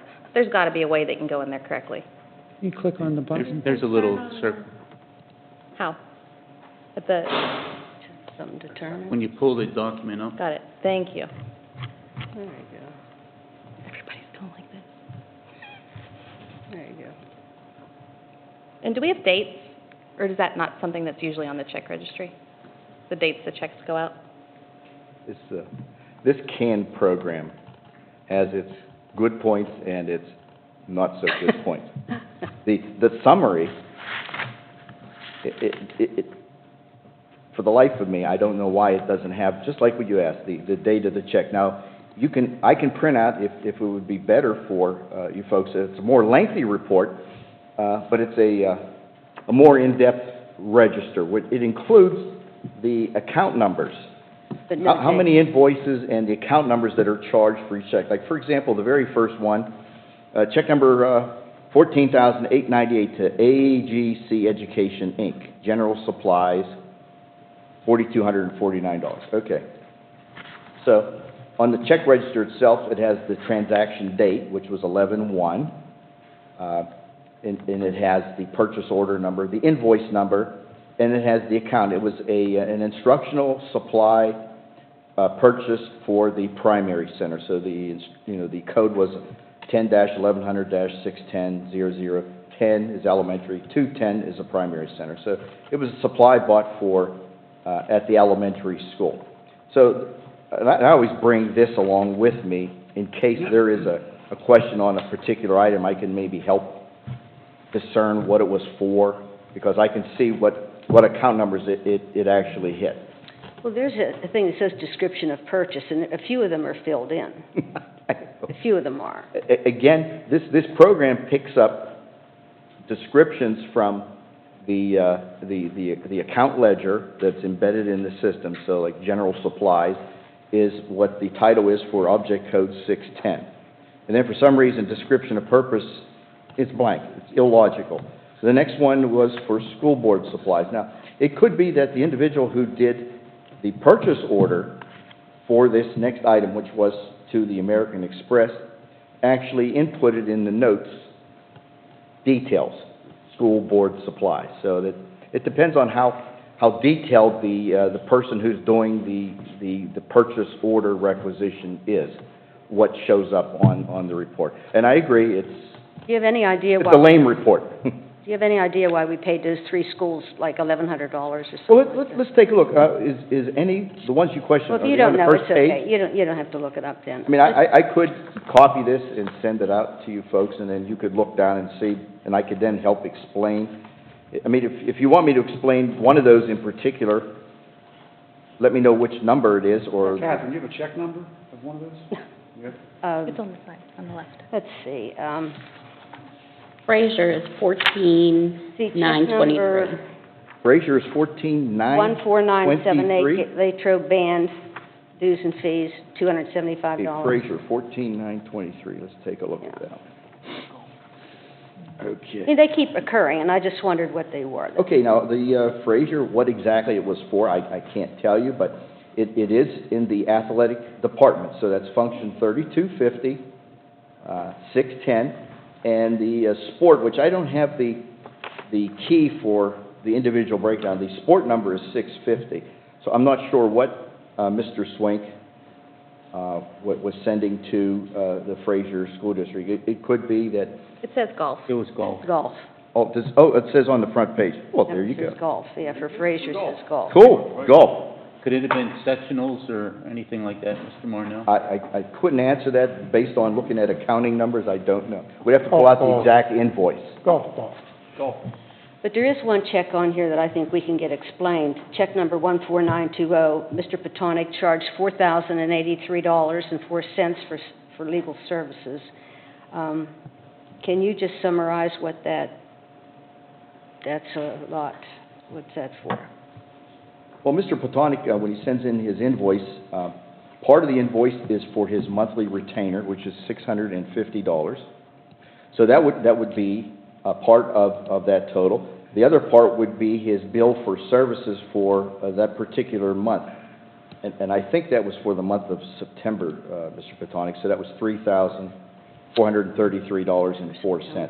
Now, I think Mr. Masha attaches to board docs the actual a packet of billing from Mr. Petonic for you to see. Well, just tell me what it is. It's his services. Retainer plus... This is September. Well, the retainer was probably for the month of October, and the services part was for the month of September. I guess we're a little behind in paying you, huh? I'm sorry. 11/1 to 11/30.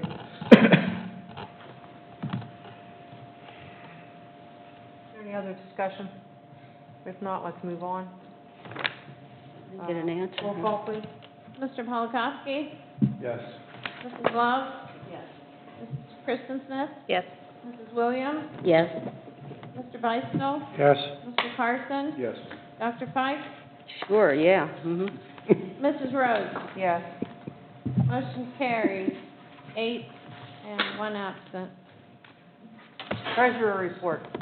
Board is asked to approve the October 2019 Treasurer Report. Any motion? Motion. Mr. Carson, second.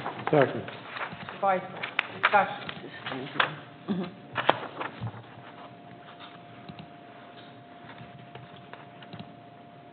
Roll call, please. Mrs. Love? Yes. Mrs. Kristen Smith? Yes. Mrs. Williams? Yes. Mr. Beistel? Yes. Mr. Carson? Yes.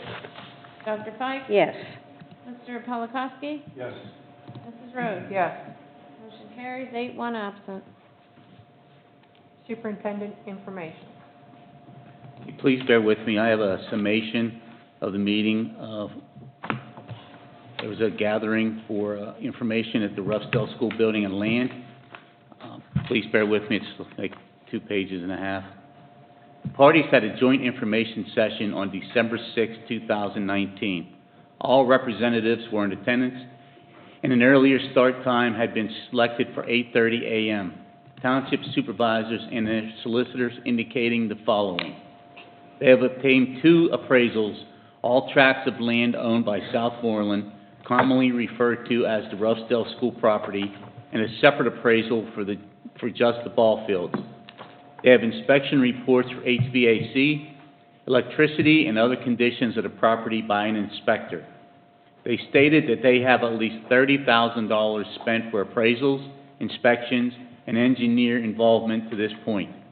They believe that they have projected costs of $90,000 to over $100,000 for all of the engineering work and cost of installation of the additional widening of the entrance and pavement if they were to pursue a subdivision and only acquire the ball fields. This did not include the cost of moving utilities. Pursuing subdivision to separate ownership of the ball fields by the township and Southmoreland keeping the building requires subdivision, and that then requires a PennDOT permit. Their operating assumption is that in the best interest of the township to either buy all of the property, if that can be accomplished, or none. They indicated their interest in maintaining availability for Southmoreland residents to utilize the portion of the back acres constituting the ball fields, an open area for the use of Southmoreland residents, including continued usage of the ball fields. Southmoreland representatives brought up that it should not be limited to just the existing baseball league. There were different thoughts put forth as to whether to utilize broad language for a legal restrictive covenant in the deed as to describing potential usage, or narrow language from the district, which is an area that requires further work and communication. Both sides are interested in keeping the fields available to both the existing usage for the boys' baseball league and athletic involvement involving girls. The township indicated an interest in maintaining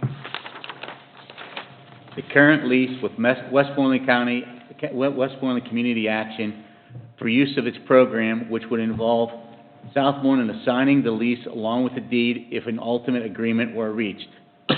Excuse me. They also indicated that the cost of taking care of deficiencies in the building is an additional consideration for them. Southmoreland had previously obtained an appraisal in 2018, which included the then entire tract and did not include the access road acquired in the spring of 2019. There was legal discussion that the content of real estate appraisals, engineering or feasibility estimates, environmental reviews, audits or evaluations made for or by an agency relative to the following. A, the leasing, acquiring, or disposing real property or an interest in real property. Section 708B 22I is an exception to public record disclosure. Southmoreland representatives did not have authority to release that information, and there is concern that doing so may not be a wise thing to do in the event an agreement were never reached and a property put up for public sale.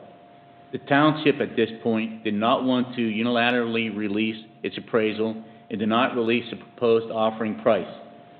There was further discussion about the legal possibility of both bodies authorizing entering into a confidentiality agreement so as to make available a view of each other's appraisals, subject to the requirements that the agencies not release the other's information without their permission or until required by law.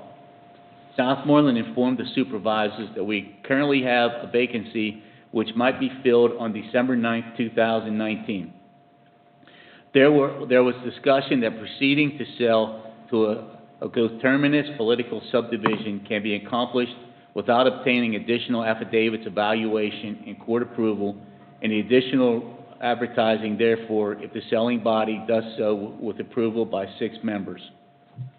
Consequently, whether or not the board fills the vacancy is of some interest to the township and the existing school board over whether there will be sufficient support to proceed in that manner. The township is interested in making a proposal as to the sales price in the near future, and more likely after a vacancy is filled. Township solicitor comment, the proposal may not include all the elements to constitute a definite offer, but would be to keep the process moving. There is also a possibility of conducting a joint meeting of the respective agencies, although there are legal issues and practical issues involved in attempting to do that. That is the end of the memo.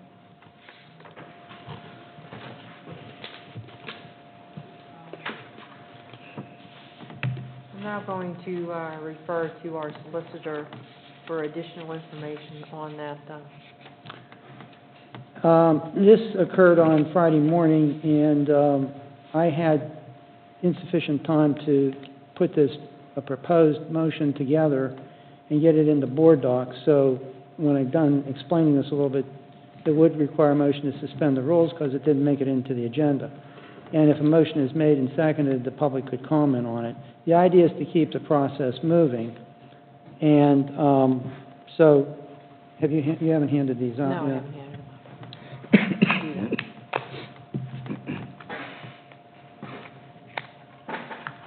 So I prepared a resolution,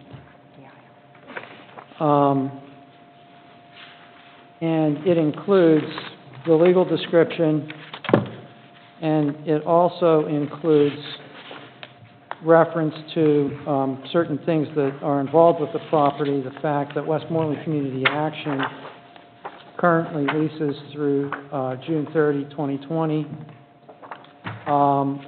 that Southmoreland Youth Athletic Association has a permitted use of the baseball fields, concession stand and restrooms located south of the main building and access thereto, with shared use of the in-ground sewage system and with the usage of water, from an extension of the water line from the main building without paying any cash.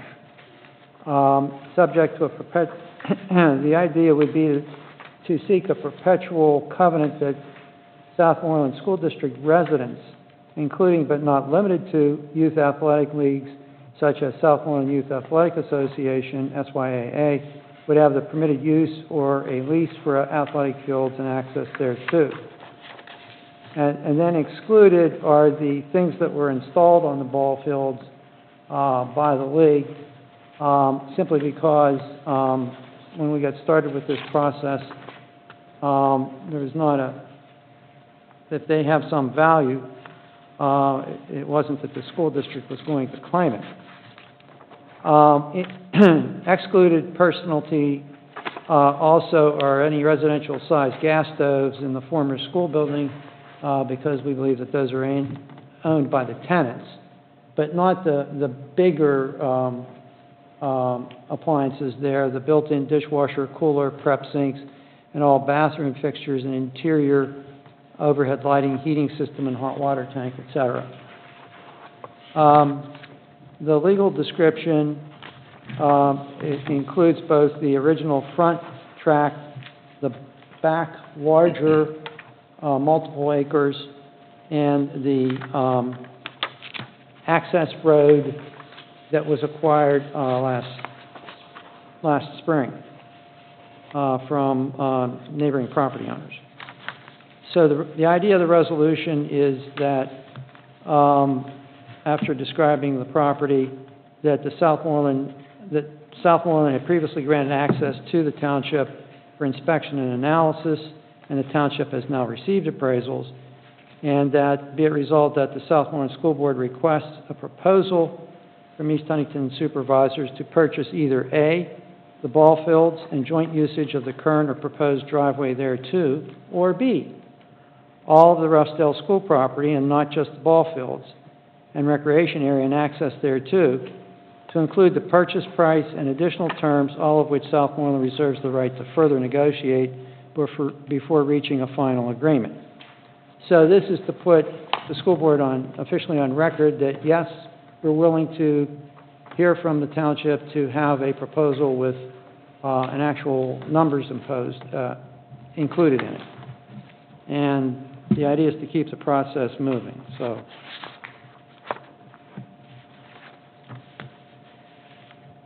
I'll now entertain a motion to suspend the rules so that we can move forward with this resolution. This is because it wasn't specifically on the agenda, Right, and right. the public would have the right to comment on it. After we get a motion in second, correct? Yes. All right. So do I have a motion for this? Mrs. Love, second. Second. Mr. Bison. All right. Ask for a vote. You need to vote. Discussion?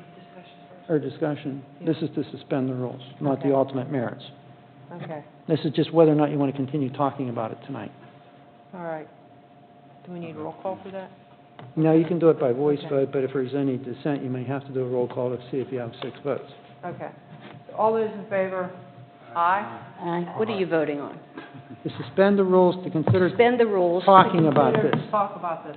We have to suspend the rules to talk about this. It's not on the agenda. Okay.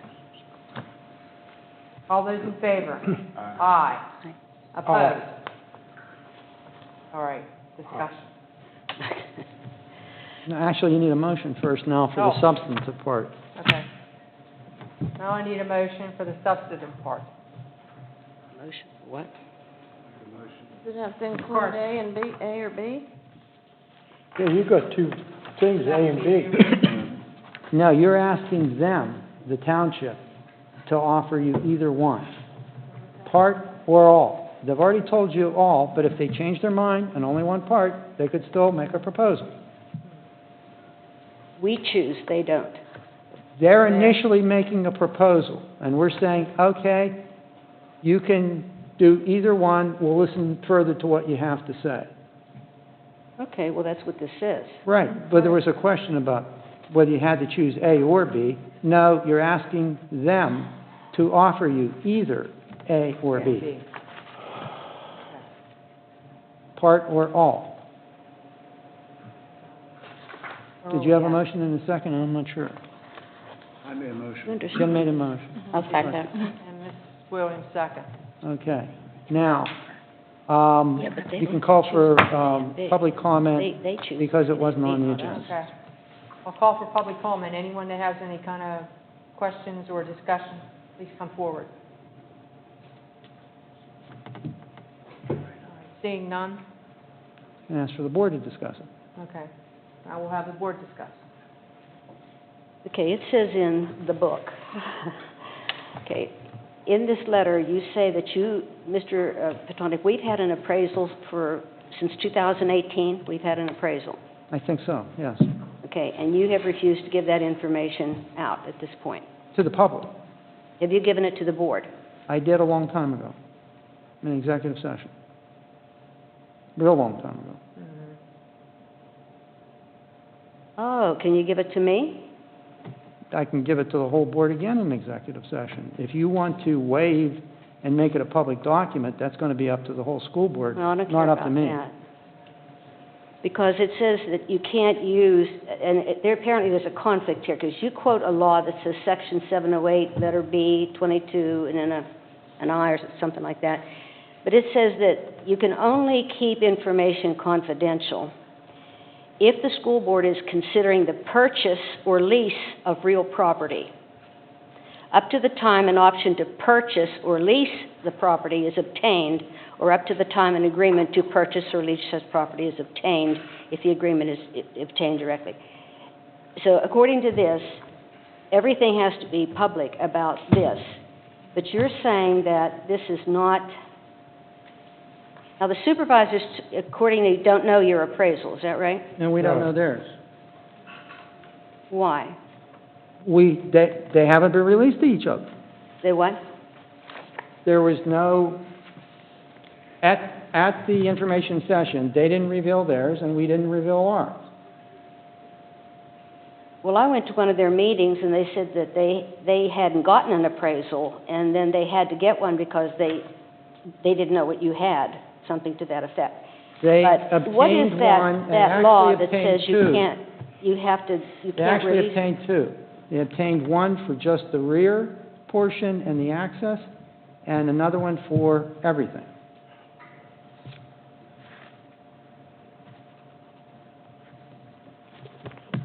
And you did give this appraisal to the board. I gave the contents of it, not everybody was given a copy. But it's on file with the records of the school district. Well, I was misinformed. I was told that that was not given to the board, but it was. Well, it wasn't physically given a copy to each person. There was a revelation of the contents of it to the school board members. I would like to have that if possible. Well, possible or not, I would like to have it because when I went to their meetings, it seemed to be a real disappointment to them that they did not know the appraisal. The appointment the other day when we had the meeting, everything went well, everybody understood everything, and everybody's on the same page. I'm sure. What do you mean you're sure? I'm sure. Anyhow, you said there's a possibility of a joint meeting, but there are legal issues. What legal issues would be involved in having a joint meeting? Well, for one, the township is, the supervisors are the supervisors for East Huntington Township. If you were to have a joint voting meeting, for instance, I wasn't sure of, and I didn't hear any comment from their solicitor, but we both were concerned about it as to whether or not they could leave the township for something that there's not an emergency, their building didn't burn down or anything, to conduct business outside of their jurisdiction. There was a little bit of discussion about, looking for some other venue, and that possibly could include the high school, but this is play season. So there's some practical issues and some legal issues about when and where to do that.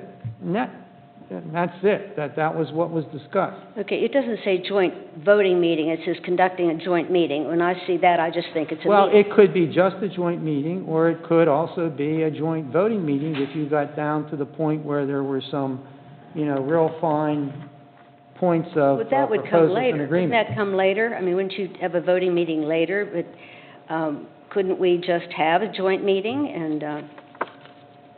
To what end? If- You had one the other day, I don't know.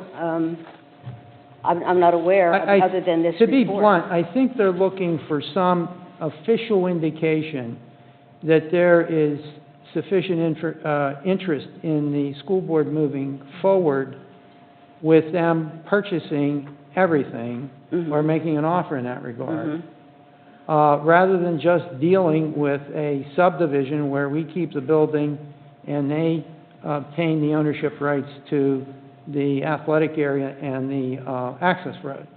So I'm kind of interpreting it that way, that, if there's interest in that, then they're going to move forward with some kind of a proposal.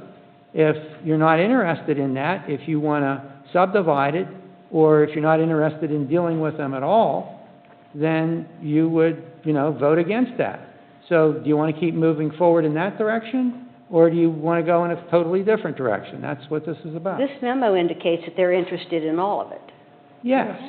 And so there's no question. I mean, I don't know If why. they change their mind for some reason, Oh. I've got it covered. Oh, okay. Well, I think we need to talk to them, and this has been going on now, 2 years? The Roughdale thing, the Roughdale property. Approximately, yes. 2 years. 2 years. And nothing's happening. I mean, well, there's some stuff happening, but there's no resolution, and it's been 2 years. Well, if you want to move towards a resolution, now's your big chance. That's what this does. I hope so. I hope that'll do it. I'm going to be confident that that's going to do it. All right. Any other discussion? Go ahead and do roll call. Yeah, you can call the Okay. question.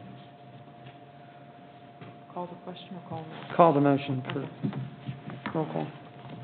We had a motion and a second, and we had discussion, so Carson, I'm going to call Mrs. the roll Williams. call. No, it's Mr. Carson and Mrs. Williams, I'm sorry. Who made the motion? Yes. Mr. Beistel? Yes. Mr. Carson? Yes. Dr. Fike? Yes. Mrs. Love? Mr. Polakowski? Yes. Mrs. Kristen Smith? Yes.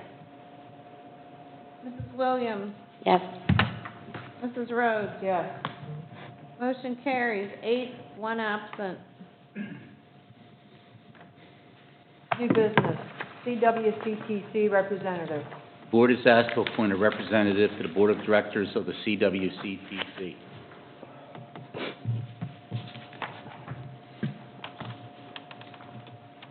I'll entertain nominations at this time. I'd like to nominate Jim Carson.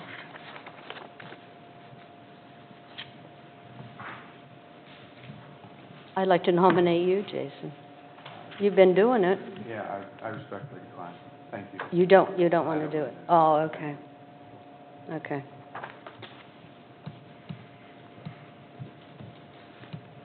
Well, thanks for all the time you put into it, though. You've done a nice job with that.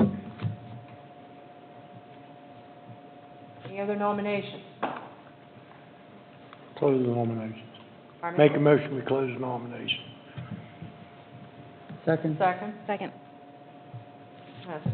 All in favor? All in favor? Aye. Aye. Opposed? Make a motion to instruct the secretary to cast unanimous ballot in favor of Mr. Carson, first and second. Unanimous. Instruct the secretary to declare a unanimous nomination for Mr. Carson. Motion? Motion, please. I make that motion. Mrs. Williams, second. Second. Mrs. Love? All in favor? All in favor, say aye. Aye. Any opposed? Opposed? All right. Congratulations. Mr. Carson is our new representative. When does that start? Wednesday, 7 p.m.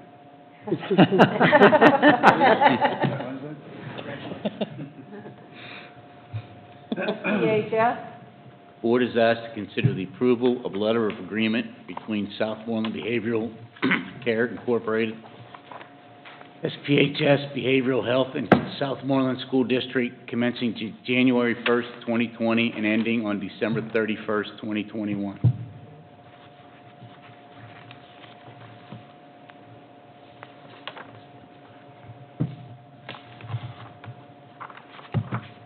Need a motion? I'll make that motion. Paul Coffey, second. Second. Discussion? Second. Roll call? Mrs. Kristen Smith? Yes.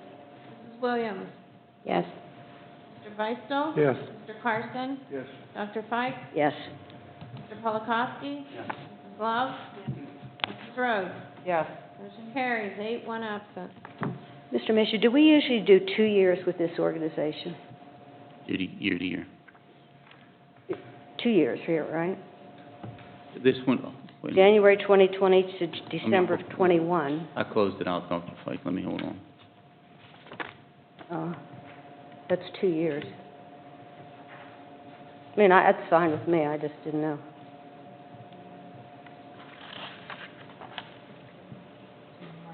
January 20th to December of 21. Would that be 2 years? 2 years. That's what it is, 2 years? Yes, ma'am. Okay, I thought we usually did 1, and I just was curious about that. Thank you. Act one? Oh, God. Take your time.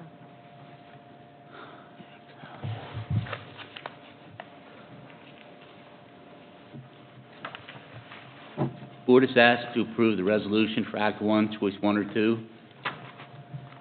On the motion of and seconded by, be it resolved that Board authorizes and directs the solicitor to prepare the proposed resolution and the administration to make the necessary preparation and the secretary to obtain and the treasurer to pay for additional advertising if needed for the January 9th, 2020 meeting, and you must choose between number 1 or 2. Number 1 is both the resolution for preliminary Act 1 budget for the school fiscal year 2020 through 2021, and a resolution for an opt-out of the preliminary budget process at that point so that the board has both options open, or, number 2, only a resolution for the opt-out of the preliminary Act 1 budget process. Board cannot raise taxes in excess of the Act 1 index or pursue exceptions. Motion, please. And state which number that you would be making a motion for.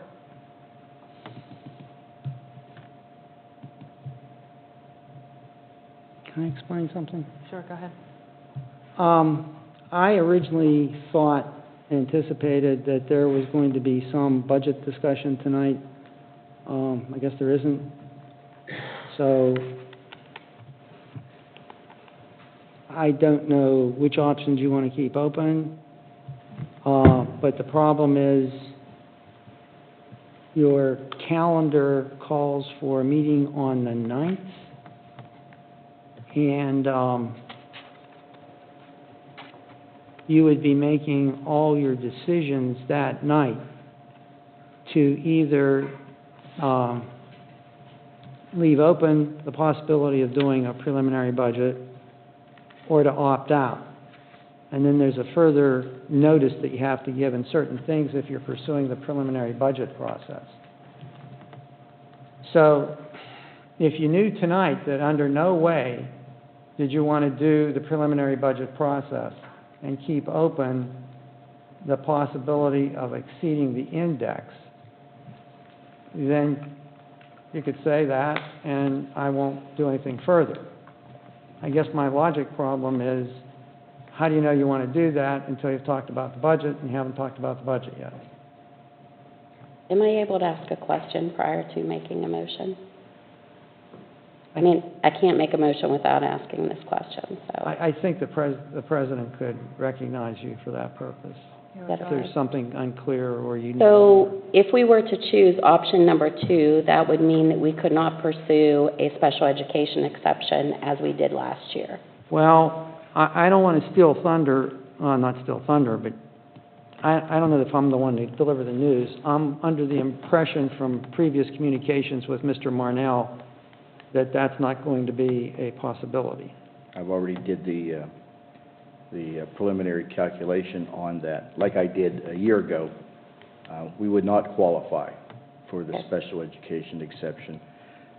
Last year, we did not qualify for the retirement, and the same thing holds true for this next coming budget. So your art index, as approved by the Department of Education, is 3.5% for the upcoming fiscal year. So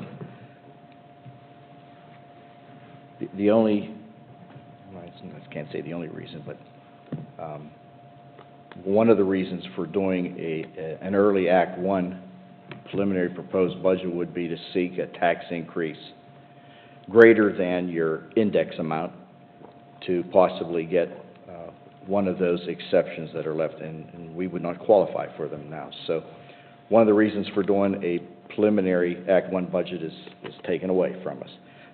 The next reason for doing it would be if you would want to raise taxes beyond your index. So you would not qualify for an exception, so any additional tax increase then would, correct me if I'm wrong, Mr. Petonic, would go down the road towards a public referendum vote. That's correct. Okay. What was our index last year? 3.1%, I recall. Plus the special education. Yes, we qualified for that. This year, the rate, and I can send out a copy if anyone's interested. This is from the PD website. There's nothing secret about it.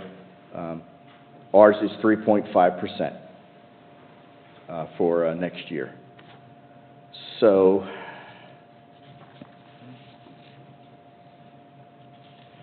there are many things to consider for doing the budget, be it an early Act One budget or not.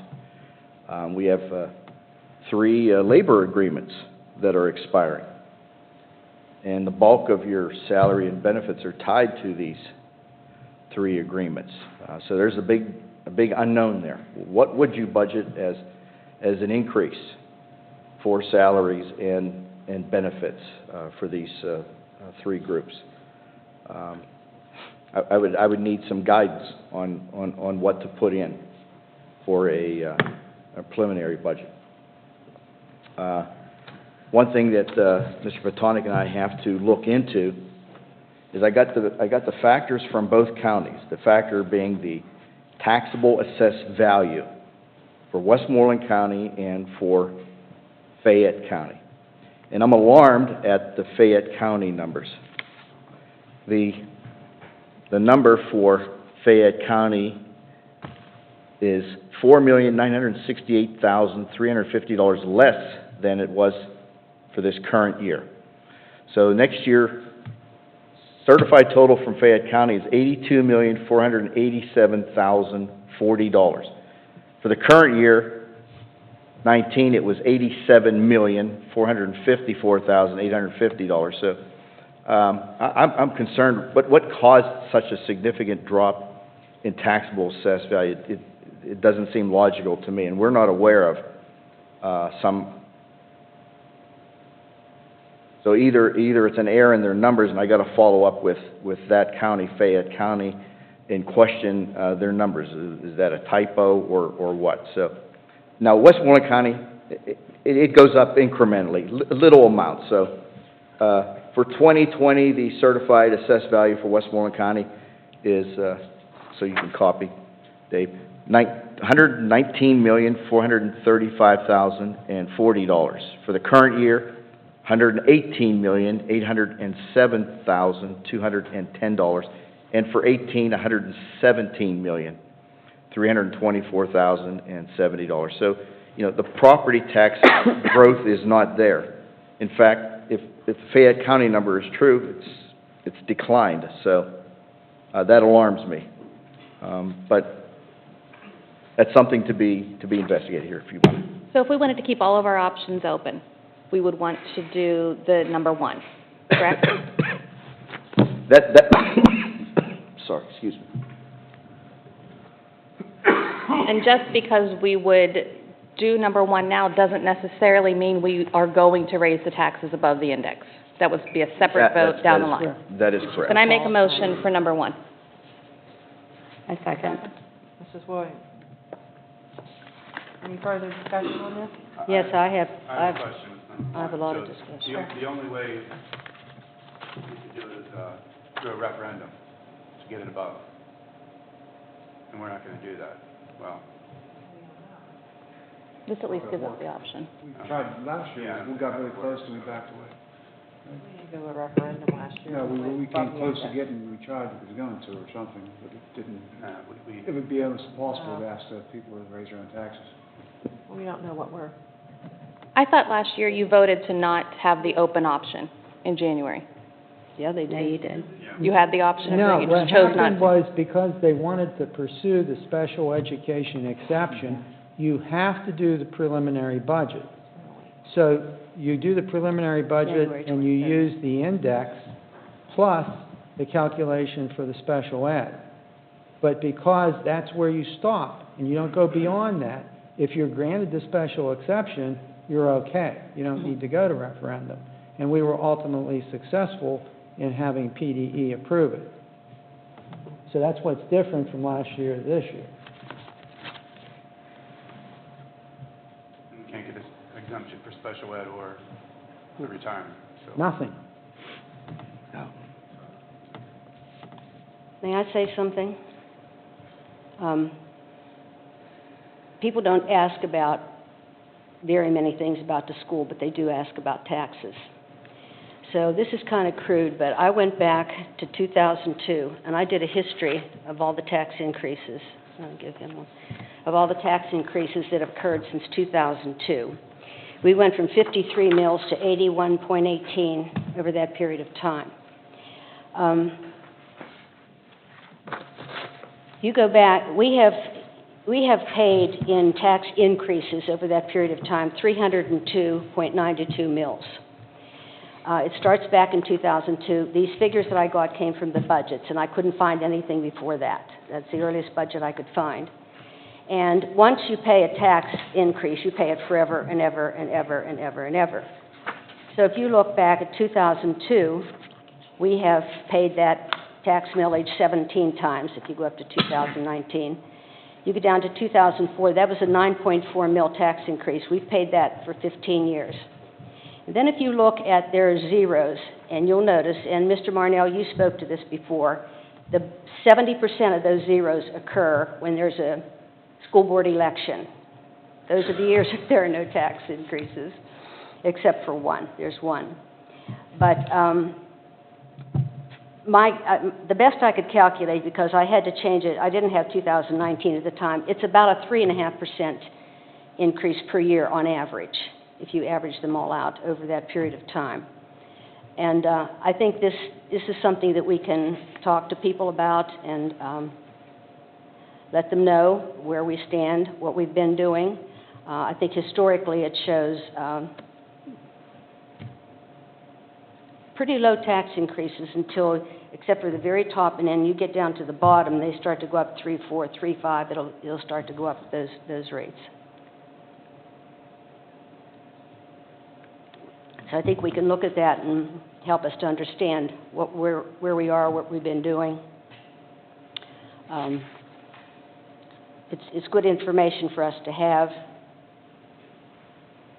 because I got these off the budgets. I had them back to 2002. Those were the tax increases. And of course, once you pay it forever and ever and ever and ever. I do get phone calls. I got one not too long ago from a woman who's crying and crying. Her husband died. She was going to lose her home, and it just, it's just, this is information. I think the best decisions are informed decisions, and I think we need to look at, if I'm not mistaken, you said that preliminary budget was going to be out on January 23rd, is that right? You have to do things in advance of that. So on January 9th, you have to pass a resolution to approve going forward with that. Okay. And then there are certain notices that have to go out, and then you vote on the preliminary budget on the 23rd. Unfortunately, if you don't meet on the 2nd, which is not in the advertised meeting, you then also have a deadline on that same night, the 9th, to vote to opt out. So you're going to do all your decision-making on January 9th, one way or the other, unless, I don't know what, have some other meeting, but... Why didn't anybody tell us this last week when we voted to have the meeting on the 9th? I had the 2nd or the 9th. Right. And I I thought that there was going to be a budget discussion tonight, because that was in the timeline that I had previously sent to the board members, which discusses all the different pathways throughout the year.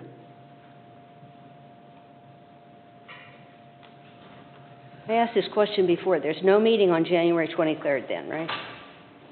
Well, I don't know. There could be one that has to be specially advertised.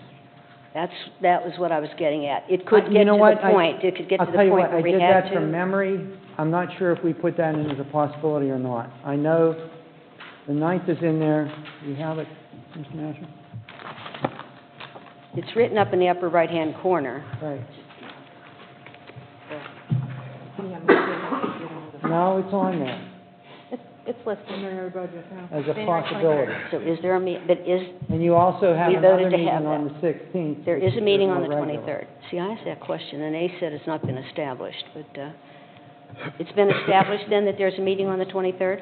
You have advertised in a general sense for that. Okay. However, if you were actually pursuing a preliminary budget, there's a much longer notice you have to put out. So the idea here was that at least you and the public would know that there's a possibility of a meeting that night. If you decide on the 9th to opt out, you don't get to the 23rd, you're done. You follow what I mean? But this opt-out, the motion that we have on the table is not to opt out, correct? That's correct. It's to still keep options Yeah, there's open. the difference, yeah. Yeah, So the motion as it stands now does not give us that,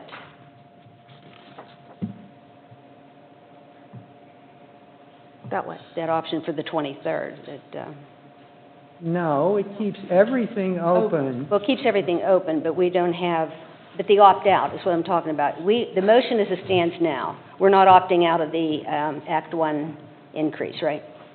No, this is just a preliminary direction to me, so I know whether or not to prepare some extra resolutions, what kinds of resolutions to prepare for the 9th. If you've already made up your mind that there is no way that you want to do a preliminary budget, and you vote that way tonight, then I'm not going to prepare a preliminary budget resolution. I'm going to prepare an opt-out, and that's just one resolution. But we don't know anything about the budget because we haven't discussed it, so we should leave all options open, maybe, in my opinion. And that's what we have the motion and the second for, so if there's no further discussion on this, then That's what I thought. The one we have now think we does need not to opt move on us with the out. roll call. This does not opt us out, okay. Mrs. Williams? Yes. Mr. Beistel? Yes. Mr. Carson? Yes. Dr. Pike? No. Mr. Polakowski? No. Mrs. Love? Mrs. Kristen Smith? Yes. Mrs. Rhodes? Yes. Motion carries. 6 yes, 2 no, and 1 out.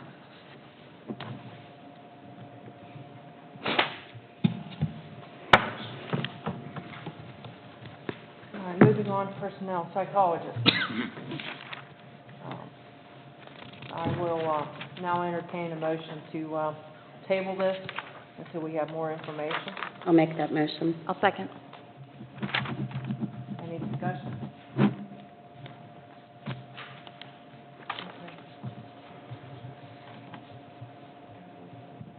I'm sorry, I was looking at something, I apologize. We have a first and a second. We'll discuss. Voice vote. All those in favor, say aye. Aye. Opposed? All right. Now, this will be on the next agenda, is that correct? Next month's agenda? It'll be on the agenda for the discussion meeting. Great. Broderick Hall Jr., middle school assistant basketball coach. Board is asked to consider the approval of Roderick Hall as middle school assistant boys basketball coach. Mr. Hall will help with the seventh grade team at a supplemental salary of $2,427 for the 2019-2020 school year. All clearances are up to date and on file with the administration. Motion, please. I'll make that, Go ahead. I'll make that motion. Second. Second. Beistel. Discussion. Is this money that's already been set aside for this? Great. Roll call, please. Mr. Beistel? Yes. Mr. Carson? Yes. Dr. Pike? Yes. Mr. Polakowski? Yes. Mrs. Love? Yes. Mrs. Kristen Smith? Yes. Mrs. Williams? Yes. Mrs. Rhodes? Yes. Motion carries 8-1 absent. Resignation of high school head boys soccer coach. The board is asked to accept the resignation of Jeremy Nemick as head boys varsity soccer coach effective immediately and authorize administration to post and advertise the position. Roll call, please. I'm sorry. Motion? Motion. Mr. Beistel. Second. It's getting late. Second, Mrs. Williams. Discussion? Are both coaches resigning this year? Or Yes, ma'am. is there a problem, or is there? I can discuss that in a more private setting. Oh, okay. They're both the high school. That's. Yes. Mhm. Roll call, please. Mr. Carson? Mr. Carson? Yes. Dr. Pike? Yes. Mr. Polakowski? Yes. Mrs. Love? Yes. Mrs. Kristen Smith? Yes. Mrs. Williams? Yes. Mr. Beistel? Yes. Mrs. Rhodes? Yes. Motion carries 8-1 absent. That's up to you. Resignation of high school assistant boys soccer coach. The board is asked to accept the resignation of Alex Leonard as high school assistant boys soccer coach effective immediately and authorize administration to post and advertise the position. Motion? Make the motion. Mr. Carson, second. Second. Mr. Beistel. Any discussion? Roll call, please. Dr. Pike? Yes. Mr. Polakowski? Yes. Mrs. Love? Mrs. Kristen Smith? Yes. Mrs. Williams? Yes. Mr. Beistel? Yes. Mr. Carson? Yes. Mrs. Rhodes? Yes. Motion carries 8-1 absent. Parent volunteer, high school ladies soccer.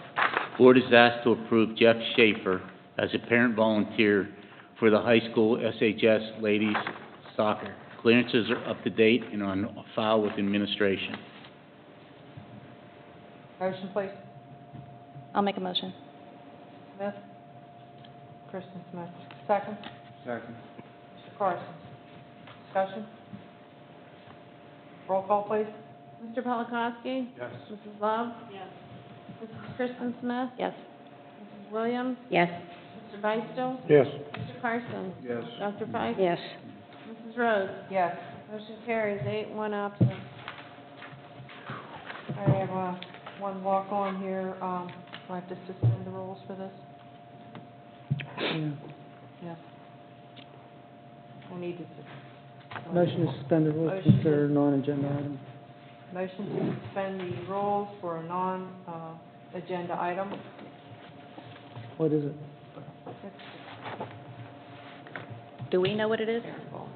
Oh. It's a parent volunteer for Parent boys volunteer. soccer in light of all the resignations. Mrs. Love. A second. Second. Mrs. Williams. Voice vote for just suspending the rules to consider it. The voice vote to suspend the rules. All in favor, say aye. Aye. Aye. Opposed? All right. Now call for the substance of the motion. I'll call for the motion. It is boys soccer volunteer. Board is asked to add Becky Rodriguez as volunteer coach for the high school boys soccer team. That's Becky.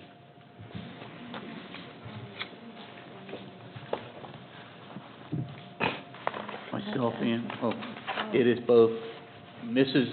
Rodriguez, which would be Becky Rodriguez, and Juan Rodriguez as parent volunteers until we can replace the coaching staff for the soccer. They have winter indoor soccer matches. They become the official coaches. No, they're just, they're They're just, just volunteers. We still have to hire 2 more coaches. yes, ma'am. Yeah. Motion. This is just so that they can play. Mr. Beistel, second.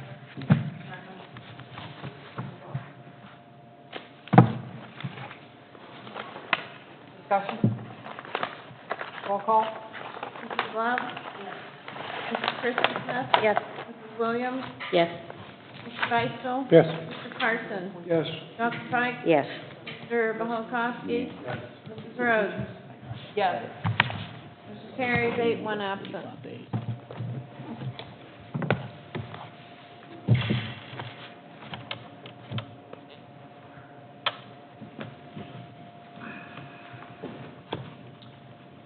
All right, I have another walk-on. I wanted to appoint the committee, 2 more members to be part of the teacher negotiations. Well, that's your appointing power, so. Okay, so I don't have... You're on that. Okay. Yeah, you All are. right, But you are. No? part of that group, part of the committee would be myself, and if Mr. Carson would be interested, if he would be part of that group, and Mrs. Kristen Smith, would you also be interested? Yeah.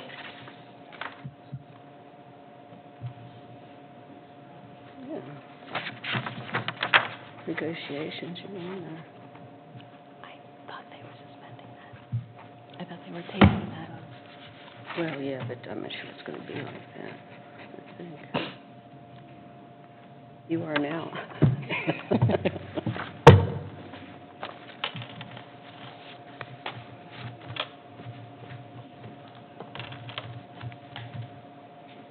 Not of a A lot of negotiating talk up committee. there.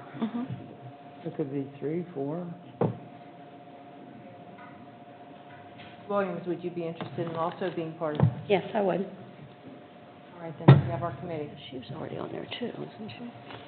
Any citizens' comments? Could you please, for the sake of the public, please restate the members of the board committee? Oh, okay, I'll restate the members. It would be myself, Mr. Carson, Mrs. Williams, and Mrs. Smith, Kristen. She was already on there too. Now, citizens' comments. Any citizens' comments? All right. Need a motion to adjourn? So be it. Vice, second. For adjourning, a second. I said Second. second. Sorry, we're like already We leaving. are, all in favor, say aye. Aye. We are adjourned. Everyone be safe going home. Hey, hope you're feeling better. Hope you're feeling better, man. Me too, thank you. See you, Mrs. Carson. Oh, Mr. Carson. We don't have no meetings this We'll see you, no, we'll see you Wednesday, though, aren't you going? We don't have no more meetings, so I got a meeting, I'm on the board now. I'm on the That's committee. right, so you'll get to eat first. Is that No, what yeah. you told It's me? good, I was there last year, it was a good trip, but I was good. Where? You out there, Tech? Oh, yeah. Well, that's Wednesday. Mm-hmm.